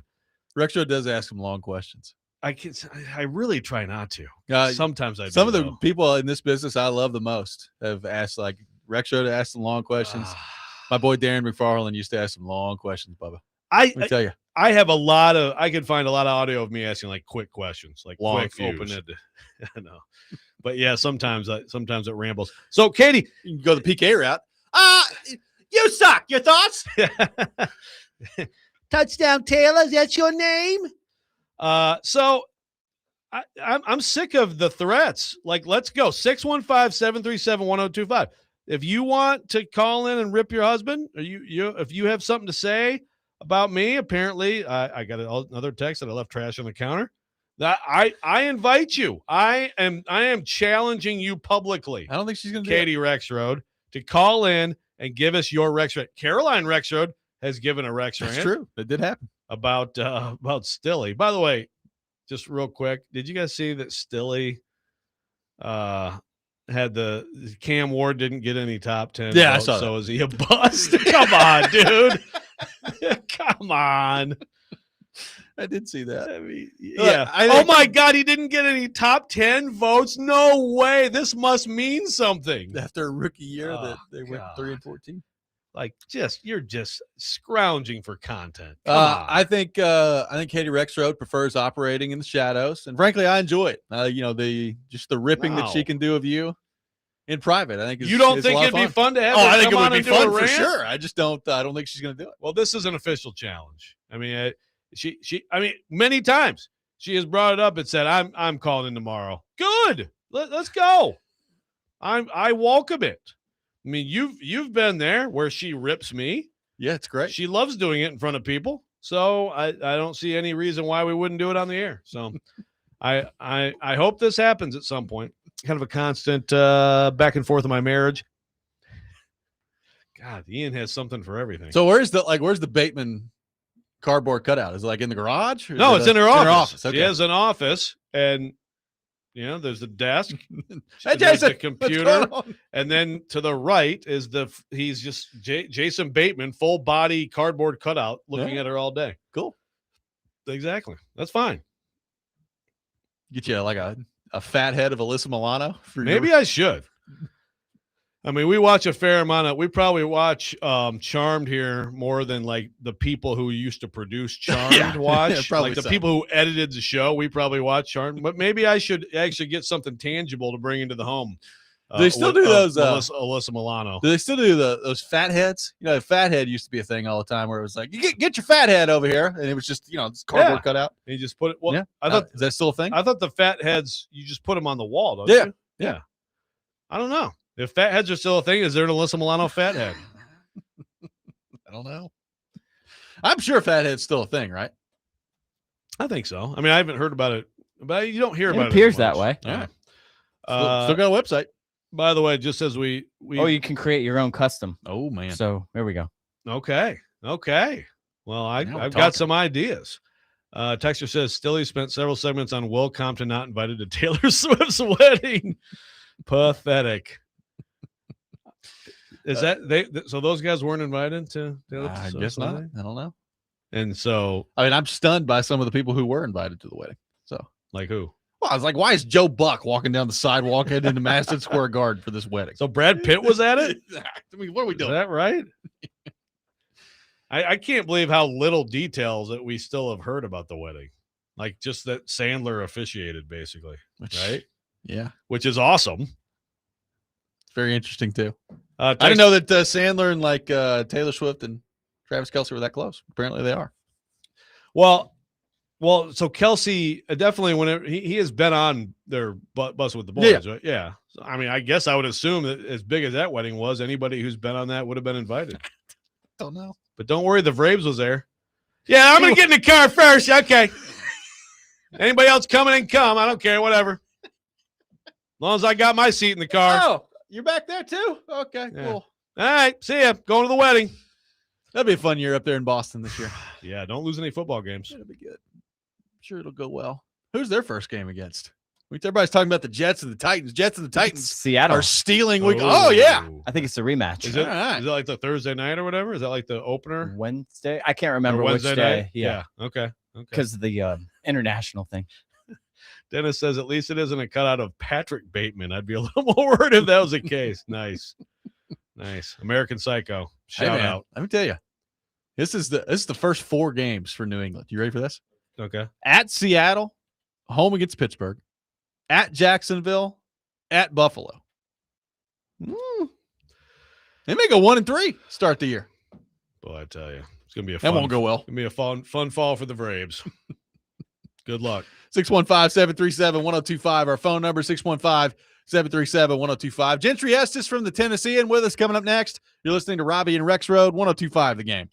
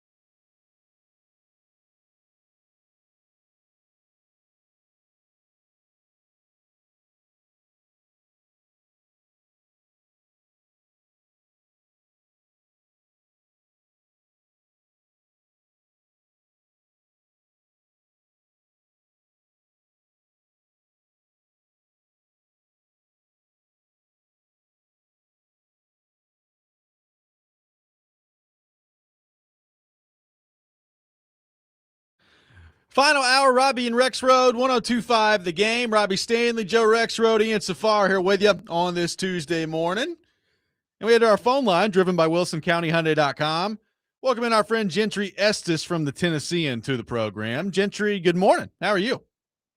I'm good, guys. Good morning. Sitting here trying to think of something to write about on this fine summer day. I guess I can write about Cam Ward not being top 10. I hadn't thought about that. There you go. Hey, Not even receiving votes, And ask the question, does this prove he's a bust? I think that's absolutely the headline we need, Gentry. Great. Good stuff. Not too soon. Not too soon. It's not too soon. So, Gentry, we are just a couple weeks away from training camp here. We were talking about this earlier. Like, everybody is so concerned about center and right guard, and I get it. I mean, it's, a lot of unproven players that are in the mix there. We'll see what happens on that front. I feel like probably not enough people are talking about J.C. Latham heading into this year. It is a pivotal year for him. He's got to get it figured out this year, and he showed signs of it at the end of last season. But overall, how are you feeling about J.C. Latham at right tackle heading into this year, and just how important he individually is to the success or failure of this team? Yeah, no, that's a good question, especially since Latham wasn't out there at OTAs dealing with some sort of a nagging injury of some kind. So we really haven't seen Latham that much out there this summer. I don't think that's really going to impact anything once training camp starts, but you would like to see him out there healthy. I think this is obviously a big season for him and for that entire offensive line. It's hard to envision the Titans having a good offensive line without Latham and Skoronski, the two really high draft picks, being somewhere close to as good as what they were expected to be. I think Skoronski has taken some steps to get closer to that. And it would, I think it was behoove J.C. Latham to do that this season. You're drafted to be the left tackle. That didn't work out. Last season, I do feel like he did improve over the course of the season, some struggles early on. And I think he's also got an OC in Brian Dable, who has gone out of his way several times to talk about how much he believes in J.C. Latham. So I think he's going to have every chance to, still be that guy for the Titans. But can't you just see this guy's already setting up to where if Cam Ward does struggle and have a tough time the first half of this season, the ready-made excuse is going to be the offensive line. When you look at what they have up front, there's some real question marks, especially in the interior there, and you can already see this coming if he's getting sacked 4 or 5 times a game. Everybody's going to say, well, what do you expect from the guy? It's the O-line, and I don't know when it's going to cease to be that for the Titans. I can see it. I dream of a day where there's good football to be watched around here. But, yes, no, I totally can see that scenario. So, Gentry, if the Titans had a choice, we'll take Cam Ward out of it because he's obvious as a quarterback. But if the Titans could pick a player, and maybe Latham is the choice, but there's some other good options, and this is the breakout player of 2026, who do you think they would choose? Who would be most beneficial to them, non-Cam Ward? This is one that I'm going to think on later and say, gosh, I should have said someone else. But to me, I'm going to throw a curveball and say Gunnar Helm. That's what I said. There we go. Well, the curveball to me, just because you don't hear much about the guy, but they don't have a lot at tight end still. And they're really they need someone at that position that a defense has to be concerned about in the passing game. It's been a minute, really, other than a screen to Chikakonkwo that maybe he takes 70 yards. There just really isn't a lot. The Titans have not been very dynamic at that position for quite a while. And I actually think we saw enough at home last season to say, yeah, this guy could be productive in the passing game. So I actually think Gunnar Helm could have a good year for them with how things are setting up at receiver. Gentry, I'm looking at receiver and, assuming that it's Tate, Robinson, and Ridley, that if everybody's healthy are going to get kind of the lion's share of the snaps there. How do you think Io Manor, we've talked a lot about DK. DK is going to be in a return game. I think he'll get some opportunities out there. I'm looking at kind of the depth chart right now, and I wonder what the opportunities are going to look like for Alec Io Manor in year 2 when everybody's healthy. How do you think he's kind of approaching this year, knowing that this is just frankly more of a stacked receiver room than we saw a year ago? Yeah, I think you should be approaching this year trying to get involved on special teams a little bit. I mean, and not to say his spot on the team is up for grabs. I don't think it is at this point, but they're deep at receiver. This is as good as they've been top to bottom in the receiving room since I've been covering this team. I would say even going to the Julio A.J. Brown days, they're it's going to be tough for them to get it down to 6 or 7 receivers. I think guys like Bryce Oliver are still good players. They've got some. I like KJ Osborne from what we saw from him this summer.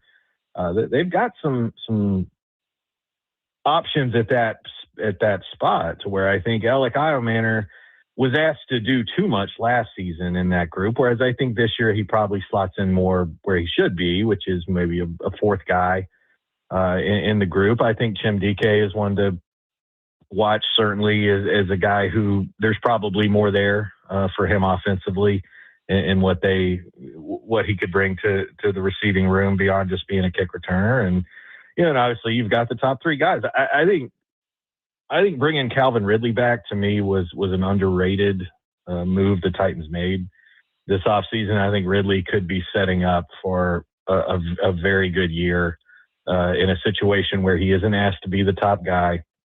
The defenses aren't completely focused on him every single week.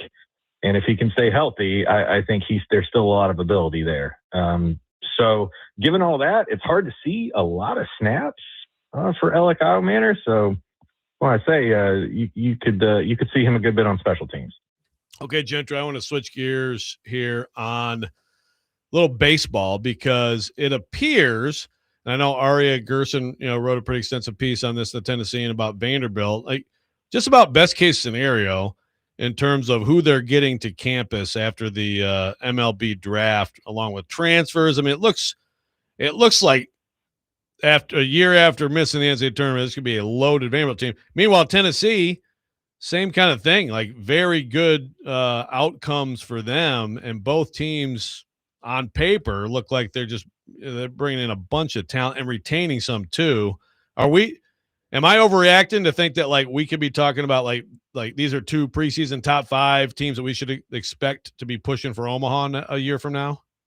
I think around Vanderbilt, that's certainly the expectation. They seem they push back pretty hard after missing the tournament, which I think you would expect. And in terms of Tennessee, I think the talent should be good. I mean, both of those programs are trying to win. I think we'll see as we get closer and how things are setting up. But last year was I think. I don't think not as disappointing for Tennessee as it was for Vanderbilt, but I do think it was disappointing for both programs. And this in our state, we had come to expect a certain standard for college baseball. And I think, Joe, really for the first time in quite a while, I think you look at our 2 SEC universities and you say the best sport going right now is basketball. It's not baseball. And it was baseball for a pretty long time, whereas I think you look at the 2 basketball programs or men's basketball programs, but also I think the women's basketball program at Vanderbilt could be in line for something special this year. So I mentioned this to go back to an old discussion of NIL. It's like, well, the money's all kind of coming from one place. So you kind of wondered, with how Vanderbilt's gearing up in other sports, how that might have affected baseball. And I think this offseason was probably a good response to that, to say, no, Vanderbilt's still pretty serious about being pretty good at baseball. So Gentry, it's going to be difficult for Vanderbilt football to repeat 10-2 and do what they did last year, especially in the aftermath of Diego Pavia. So everybody understands that. And I'm not saying they have to do that. But my question is, how important is it in your mind for Clarkley in this program to follow last year up, prove that it wasn't just some fluke and it wasn't all Diego Pavia, and that this program's got a little bit of staying power moving forward this year? I do think it's important just because you saw some of the benefits of the season they had. And it's been this way with Vanderbilt the last couple of years. Not to underestimate what Diego Pavia brought to that program. We all know he what he did for Vanderbilt football. He brought an edge. He was a heck of a playmaker. I mean, there were just so many things that he did that will be missed with that program. But that said, he wasn't the only reason that Vanderbilt football has been good the last couple of years. If you really look under the hood here, I was out there this spring watching a scrimmage, and you got the number 3 defense out there with legit D1 transfers out there on the front 7. The O-line's a lot. It was deep last year. It looks good again this year. They've done a wonderful job, I think, of stocking up where an SEC team needs to do that. And that's something that Vanderbilt in the past was never able to really do, just recruiting high school players and developing them in the program the old ways. In terms of the transfer portal, NIL, Vanderbilt's got a lot of very good work done at the places you need to do it to win in that league that doesn't always get a lot of attention. I still think Vanderbilt's going to be better than people think up front on both sides of the ball. You still have Cedric Alexander back. You still have some of these receivers like Junior Sherrill back. Quarterback's a big question mark, but when I look at Vanderbilt, I don't see a big collapse this year. Maybe you don't win 10 games and beat LSU and Auburn and all these teams, Tennessee and Neyland, but I feel like Vanderbilt's in a position to where they're going to have some staying power in what they're doing because of the players they're bringing in that isn't getting as much attention just because it's Vanderbilt. When Tennessee brings in recruits and top transfers, you hear about it. It gets a lot more attention, whereas I think Vanderbilt very quietly has brought in some very good football players, and they've done it now for a number of years where they're starting to stack it. Okay, Gentry, I've got to get your soccer take, because you are someone whose soccer knowledge is I respect and appreciate. So I've got to get your takeaway, your ultimate final word takeaway on USMNT and this World Cup thrilling run that ended in a disastrous loss. Yeah, it was great till it wasn't. I mean, it sure was a lot of fun. I didn't see that coming, the way they lost that game to Belgium, but it just felt like from the opening minutes of that game that they just were not ready to play, and they just looked scared to death. And that is disappointing, because I've felt like, from the standpoint in terms of skill, this team could have done something. This team could have won that game against Belgium. They could have hung with Spain. They could have really – they were in position for an opportunity that I'm not sure that the U.S. national team, men's national team, has had, at least since 2002, when they made the quarterfinals, and maybe ever, because I feel like this is as good as we've ever been. And then they went out there and just got punched in the mouth and curled up in a ball and said, no, not today. And that was discouraging, because that was not skill. That was toughness. That was the ability to overcome adversity.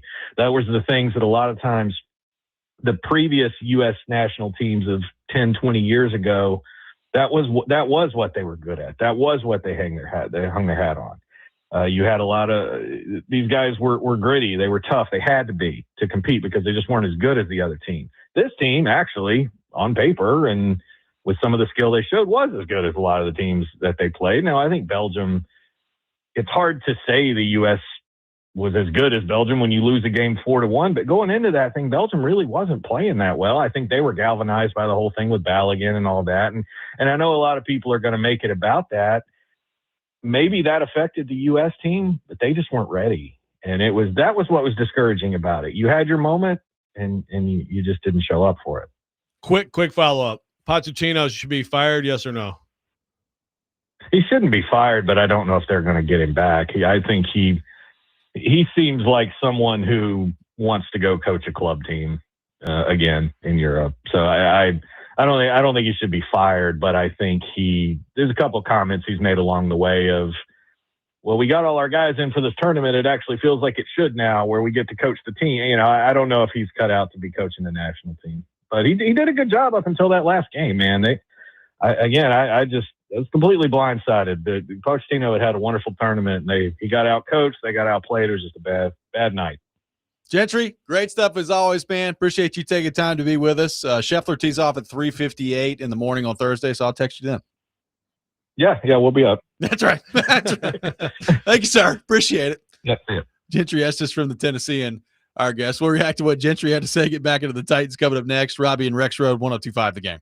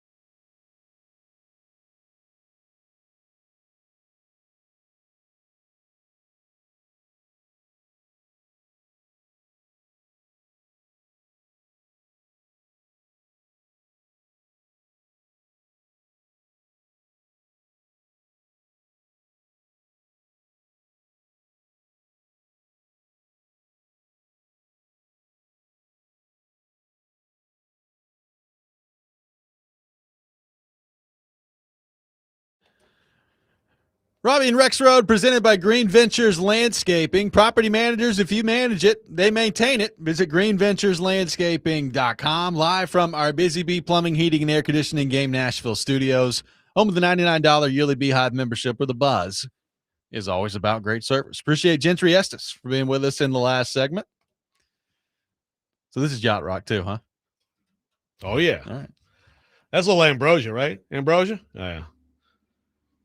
You're the winner of me. It's a good song. I mean, after that mashup, the more we can get Rexrode just mumbling words over there, the better off we'll all be. Yeah, Big Joe said he went to an Ambrosia show. I think it was recently. So we played. So recently he did? Yeah. Like just an Ambrosia show. I can't remember who else was with them. It was at Ascend, I think he said.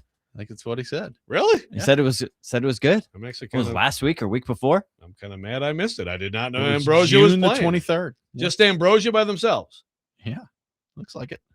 Okay, I gotta look at my iTunes. Because like that song, you're the biggest part of me. And then they've also got what else is in here? How much I feel. That's how much I feel for you, baby. See? That's all I know though. Like You're the only woman. Oh, you is can also find in them. Yeah, they're playing tomorrow in Huber Heights, Ohio. So just make the drive up, Okay. I couldn't tell you where that is, but I don't know that I would pay just to see only them, but that's it. I mean, whatever. I mean, good for you, Big Joe. As far as I can tell, it was just them.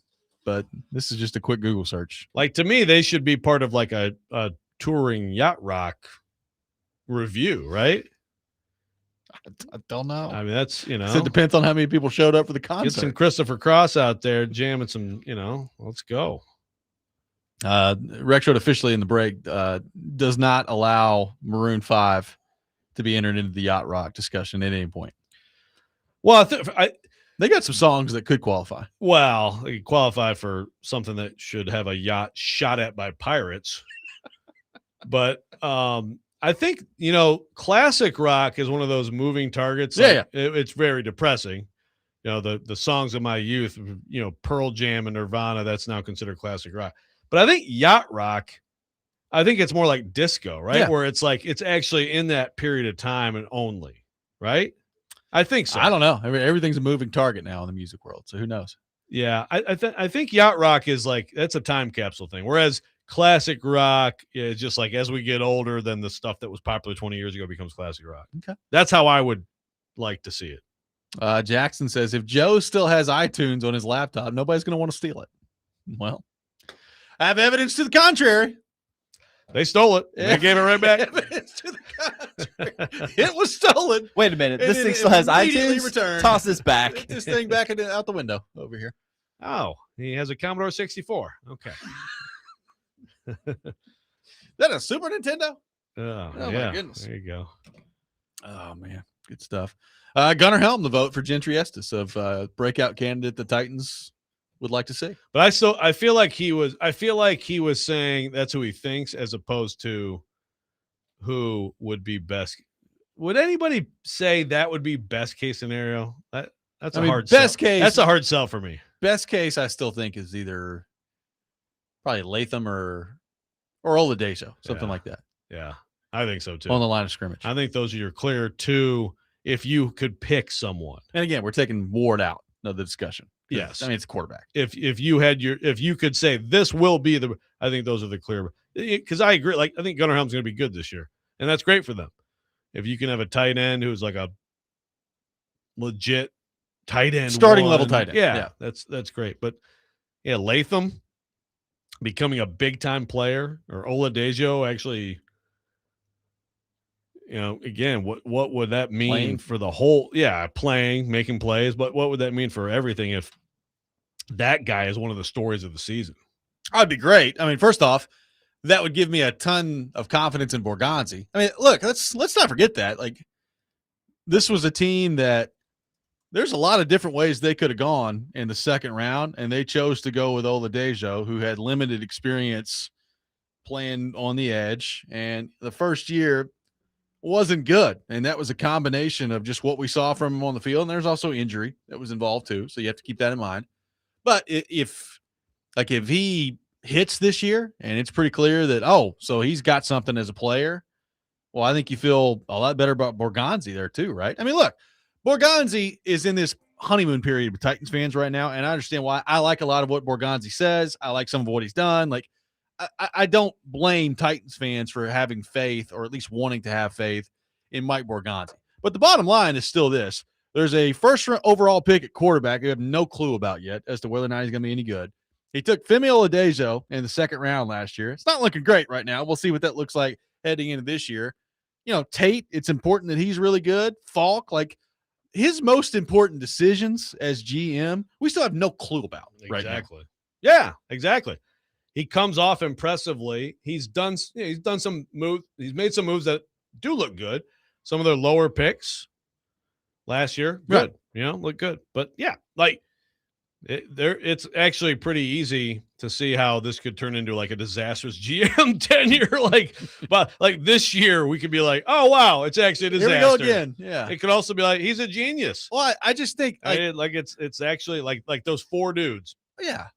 That's what it comes down to. And mean so much. Well, and it came, and there's an added element to that. I mean, you just hired Robert Saleh, so now you've hired a coach that's part of the evaluation. Who has a bad record as a head coach. But last year, and I think we tried to guard against this a little bit because, look, people around here are so desperate, and I get it. They're so desperate for any sign of competence after what we've seen over the last 4 years. I understand it. So, like when Io Manor made a couple of plays last year and DK made the plays he did and Helm made a couple of plays, it's like, well, look at Borgonzi. He's found these guys in the 4th round. That's great. And it is. Like, it's awesome if you can walk away with, good players in the 4th round. I will take it. But at the end of the day, it's not really going to matter all that much if you find good players in the 4th round if your 1st and 2nd round players don't hit. And that's still what it's going to come down to with him. Yeah, absolutely. And I really have – there's varying levels of, I guess, optimism. I have more optimism for it's 10 times more important. Cam Ward hits as opposed to Femi Oladejo. Yeah. John Robinson also had a 2nd round edge that was a complete disaster. Didn't stop that build from being really good, right? But varying degrees of confidence in those. And what's probably going to happen is you're going to have different levels.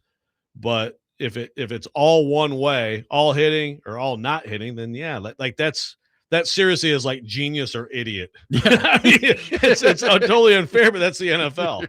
615-737-1025. What would be your best case scenario for a breakout player for the Titans this year? Keep Cam Ward out of it. Not going quarterback here. But other than that, best case scenario for a Titans breakout player. More coming up next. Robby and Rexrode, 1025 The Game.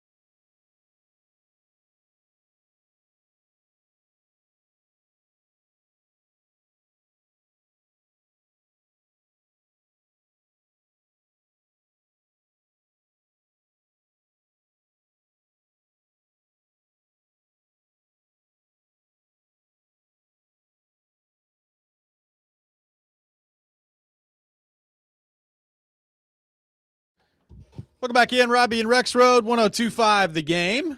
Taking your thoughts at 615-737-1025. By the way, that quarterback is on Netflix today. So. Oh, it debuts? I think so. Okay. Yes, I believe that's correct. Yeah. Do they drop the whole thing at once, or they go episode by episode? Honestly, I don't remember. I think it's episode by episode. I think that sounds right. Episode by episode. Yeah. Okay. Check that out. And I guess see if there's ads on Netflix. I haven't seen that yet, but that would suck. I've heard there is. I think there is.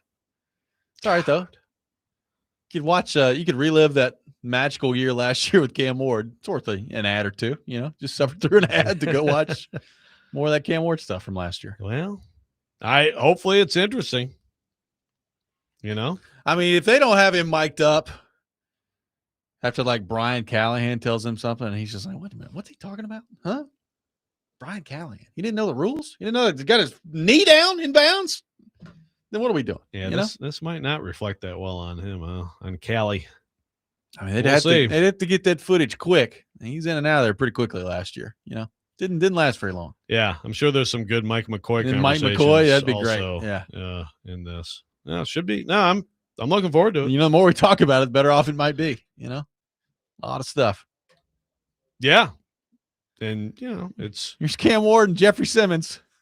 Nobody else around the nation knows any other player who plays for the Titans. So put a bunch of Jeffrey Simmons in there. Yeah. Yeah, that is true. I mean, this is one of those things, not that it really matters too much, but some Titans fans care about this. I mean, this is an opportunity for like the Tennessee Titans to have some attention on them, for people to know something about the Tennessee Titans. The text line is saying all the season, the whole season's dropped. So you can watch the whole thing. Okay. Is anybody gonna watch it in one day? Yeah, that's the problem. Is that some people will, and I won't. So now I don't have that much time. Right? Like, I that's unfortunate. I kind of like week by week. That's what they did the first quarterback, right? I think so. Week by week. Yeah, because we were definitely like, oh, this next one looks like it'll be good, and maybe they dropped two at a time. Didn't watch it. Yeah. So, yeah, I don't like that because there will be some people tomorrow when we do the program who will have watched the whole thing. They'll be talking about stuff that we don't know anything about. So I can already tell that you guys are going to spoil stuff for us. So that's okay. Yeah, I mean, I guess I saw how it ended. Yeah. Yeah. I don't know that I'm necessarily interested in reliving it, to be frank with you. Well, yeah, I mean, like, obviously you hope that there's just really interesting stuff that seriously sheds a little bit of light on how he is behind the scenes with his teammates, how he is with coaches, a little more insight into how they feel about him and why they feel the way they feel about him. Right. I mean, I need him to say something. The football stuff is, we saw it. Him to say something controversial out there. Was it last year you started talking about like the field turf? He's like, yeah, his field turf sucks. Just need to get some grass. I love that. I love that. Just say what's on your mind. You're the franchise quarterback, man. You really can. What are they going to do to you? Yeah, you really can. Until you're out of favor because of your play, you say whatever the hell you want. Yeah. Jackson says, spoiler alert, Callahan gets fired. I mean, in all seriousness, I do kind of hope that they've got something about Cam like that day when it happens and you're like him getting the news that Callahan got fired. I'd love to see his reaction to that. But my guess is that probably won't be in there. We'll see. Like that Seinfeld meme. Yeah, that's a shame. You hate to see it. Oh, man. Yeah. Know what I'm going to do without this guy. He seemed to get along fine with him. Well, he had him ranked just like everybody else. Heading into the year last year as best coach in the league. So. That's right. Him and Dable. That's right. Did he say they were going to have like the best offense too or something like that? He said a lot of stuff. He said a lot of things. Traylon Burks, top 5 wide receiver. Oh, boy. That's right. Ridley. Robert Nashville, we're going to see exactly why HBO told us to piss off when it came to Hard Knocks. Why would anybody want to relive last year? I can't get last year out of my head fast enough. Yeah, but what I think we've had so far with this series is definitely better access than Hard Knocks has gotten bad. Hard Knocks is almost pointless to me now. The teams have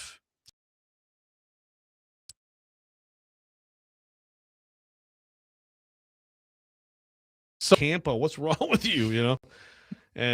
Or Mike Vrabel just, F-bombing everybody into oblivion. That was the old Vrabel special. Now there's a new Vrabel special. But that's what you hope, is that like you really get some insight. And so far, this series has delivered. I think there will be interesting stuff on Cam Ward in here. I mean, it's going to be hard to top your boy. I mean, Kirk Cousins has been pretty good on it. Yeah. You know? Yeah, exactly. Some of it is just that he's just an incredibly likable nerd. I mean, my guess is the star of this season will be probably Baker, if I had to guess. Yeah. Yeah, I could see that. I could see him having the biggest personality of the four. Cam, maybe. We'll see. Who are the other two? Flacco and Jaden Daniels. I don't know what they're going to do with Jaden Daniels. He like barely played. Boring and boring. Yeah. Flacco and Jaden Daniels, that's like boring. What's it like watching Marcus out there? That's great, man. Love it. I know. Jaden Daniels, don't get influenced by Marcus. Don't be influenced by Marcus and be even more boring, because you're hanging out with Marcus. See, that may have been the most negative thing you ever said about Mariota. I like him, but it's just like, hey, how you doing? Good to see you. Okay, bye. See you later. Matthew Nashville says Hard Knocks isn't as fun since they started doing multiple teams. Yeah, Hard Knocks has been bad for a while now, man. It's been it's been bad. What do you mean? Well, they do like the Hard Knocks, and then they got like the in-season Hard Knocks. Like there's all all these things they do. Okay, but like the just the whole August thing one is still the 1 year they did the two LA teams together. Yeah. For the most part, it's just one team during the August thing. Yeah, no, it's not as fun because these teams they've figured out. Yeah, they're just not letting them have the access. Yeah, and they're trying to make sure everything's they're paranoid. They're sanitizing everything. It's trash. I mean, it really is. It sucks because it used to be really good and actually give you insight. And it's kind of disappointing too because the NFL actually, to me, better than any pro league, understands that just real access and actual real conversations are beneficial. But these teams have just become, all these sports teams now they're trying to cut out independent media as much as they can and trying to tell their own stories. Well, which is unfortunate. They all think that they're guarding Fort Knox's Right. secrets too, and it's sports at the end of the day. Right. It's really sports. not that big a deal. And if you really want people to connect with people, and then you should show unvarnished actual humans and not robots. Yeah. So, but hey, you do you. But look forward to quarterback. It's gonna be good. Yeah. Looking forward to it. I'll at least it gives try me to something watch an on Netflix. episode. Yeah. I'll try to watch an episode, maybe two. That's probably about all I could do today. I don't even know if I can do that. Yeah. But I'm gonna try. All right. I'm gonna try. But that's my prediction. Baker will be the star.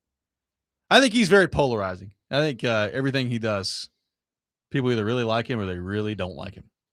Yeah. Become less so since he's been when he was first drafted, it was definitely that way. I think he's become a little bit more calm in Tampa Bay, but yeah, he's cocky. And yeah, when he was younger, he was probably a little bit out of control. Yeah. But I like him. I mean, because again, he just says whatever. And it seems like, he gets along well with his teammates, is a good leader. He's not like a blame everybody, point fingers at people guy. But I guess we'll find out. I guess we will. He probably would have been even more interesting, a few years ago. The Flacco part of it's going to be interesting. It's all right, I got traded from Cleveland. At least there is Cincinnati. that. Yeah. At least there was something big that happened. If not, my God. I mean, here's Joe Flacco going out to dinner. Yeah. I mean, he's in the quarterback room with Burrow, so that's interesting. Joe Flacco found gas 2 cents cheaper at this station. I mean, didn't he he basically retired a few years ago, didn't he? Kind of. And then he didn't file paperwork. No, he was done. And now he's just back. It doesn't even look like he's considered retirement since then. He's 41. He's still hanging around. He's figured out, actually, I'm better than I realized. Yeah. I mean, he came right back to the Browns and was really good there until he was terrible in the playoff game. But yeah, I don't like that. It just goes to show you, you play for the New York Jets long enough and you'll consider anything. It's I'm done playing. And as soon as you get out of there and you go to the sweet haven that is the Cleveland Browns, it just makes you reevaluate things. Makes you appreciate life. Yeah. God, the Jets just must be a miserable existence. It really must be. That's why, that may be what I'm most hopeful from Saleh about than anything. I mean, even beyond the demonstrated ability to be a good defensive coordinator, it's that the Jets just suck the life out of you so much that That may be where my hope comes from him more than anything. Just get away from that. Yeah, I agree. And also, what if he loses the first game to the Jets? Someone on the YouTube chat was asking who's a better head coach, Robert Saleh or Aaron Glenn. And it's like, I mean, it's a fair question. I mean, Aaron Glenn has one season. It was a really bad season. It was. He might get fired early. Yeah. Like halfway and in the year. And I don't know. Again, they go Callahan. He was a really good coordinator, but you see that all the time with head coaches, right? I mean, that may be the story with Robert Saleh. That may, after this tenure here, it may be like, okay, he's just a great DC, and that's what he is. And maybe that's what Aaron Glenn is. I've got a question for Titans fans that I would love to know the answer to coming up next about what would make you the most mad this year. We'll get into that. Nice. 615-737-1025. Robby and Rexrode, 1025 The Game.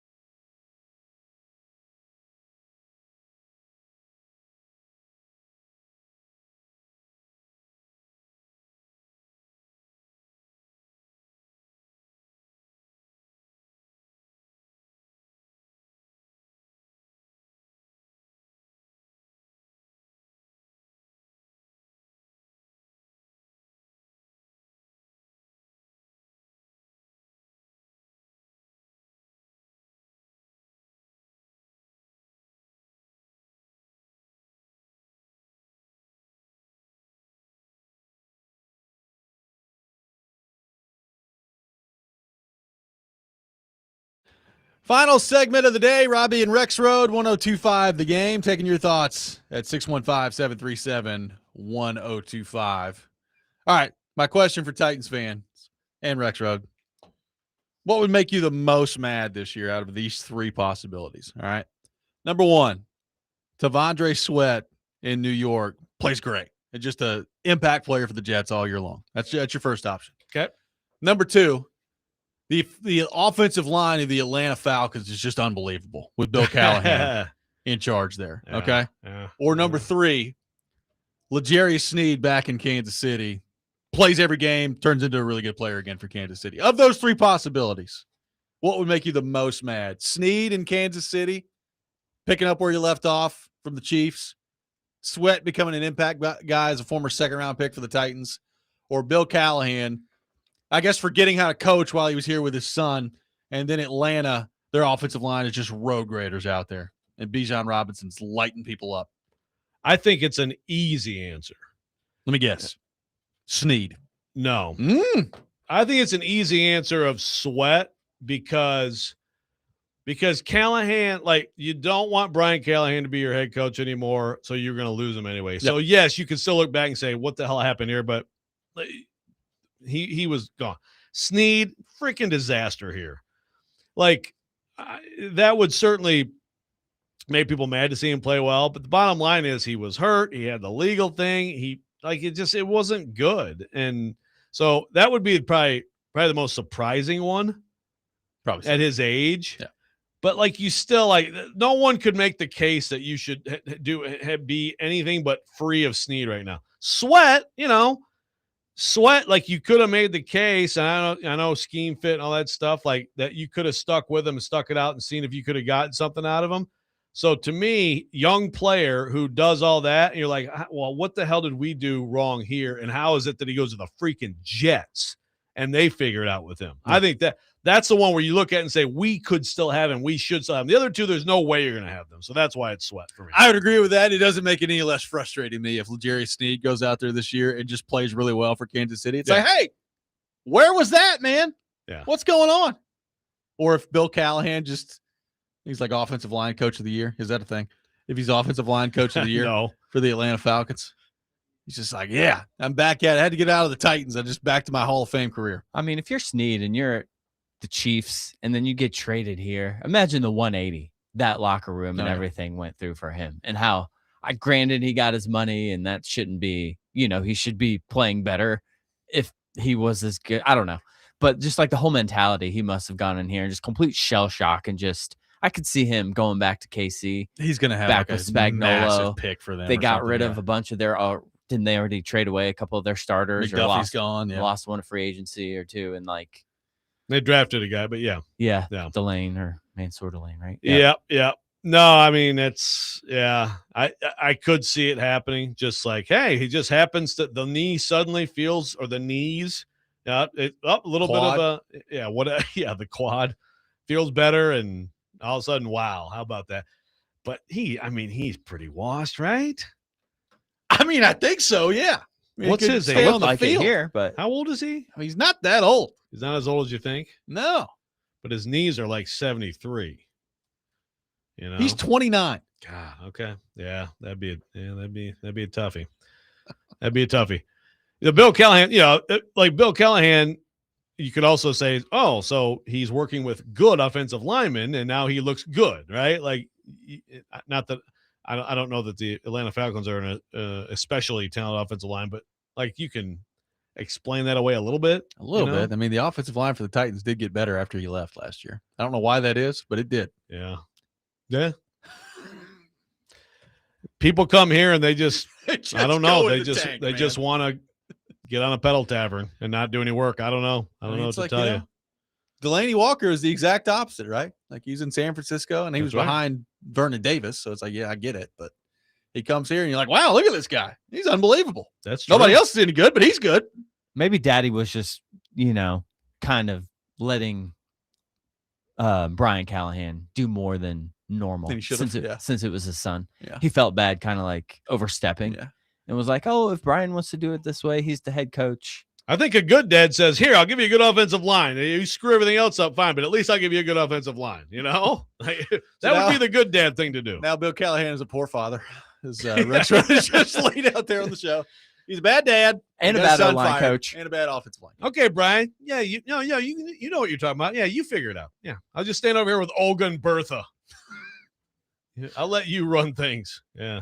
No, a little more from Bill would have been Bijan nice. Robinson's going to run for like 300 yards first game. It's like, well, look at Bill Callahan out there. He got some road graders down there in Atlanta. I mean, in all seriousness, I mean, that I understand that quarterback is an enormous question for them, but the rest of their offense is pretty good, man. Yeah. Drake London, Kyle Pitts, Bijan Robinson. You got some stuff to work with there. You do. You do. Tua just turn around, See if flip it. See if you can block for him. Bill Callahan's manager. Jackson says none of those are the answer. I don't care what happens to other teams. Wasted energy to care about. Yeah, okay. Lighten up, Jackson. It's July 14th, okay? You can't tell me that if Tavondre Sweat turns into Aaron Donald next year that you're not going to be. You also can't tell me like if when the day comes that Will Levis leaves here and he goes in and turns into an all-pro somewhere else, you'll probably care about that too. Yeah.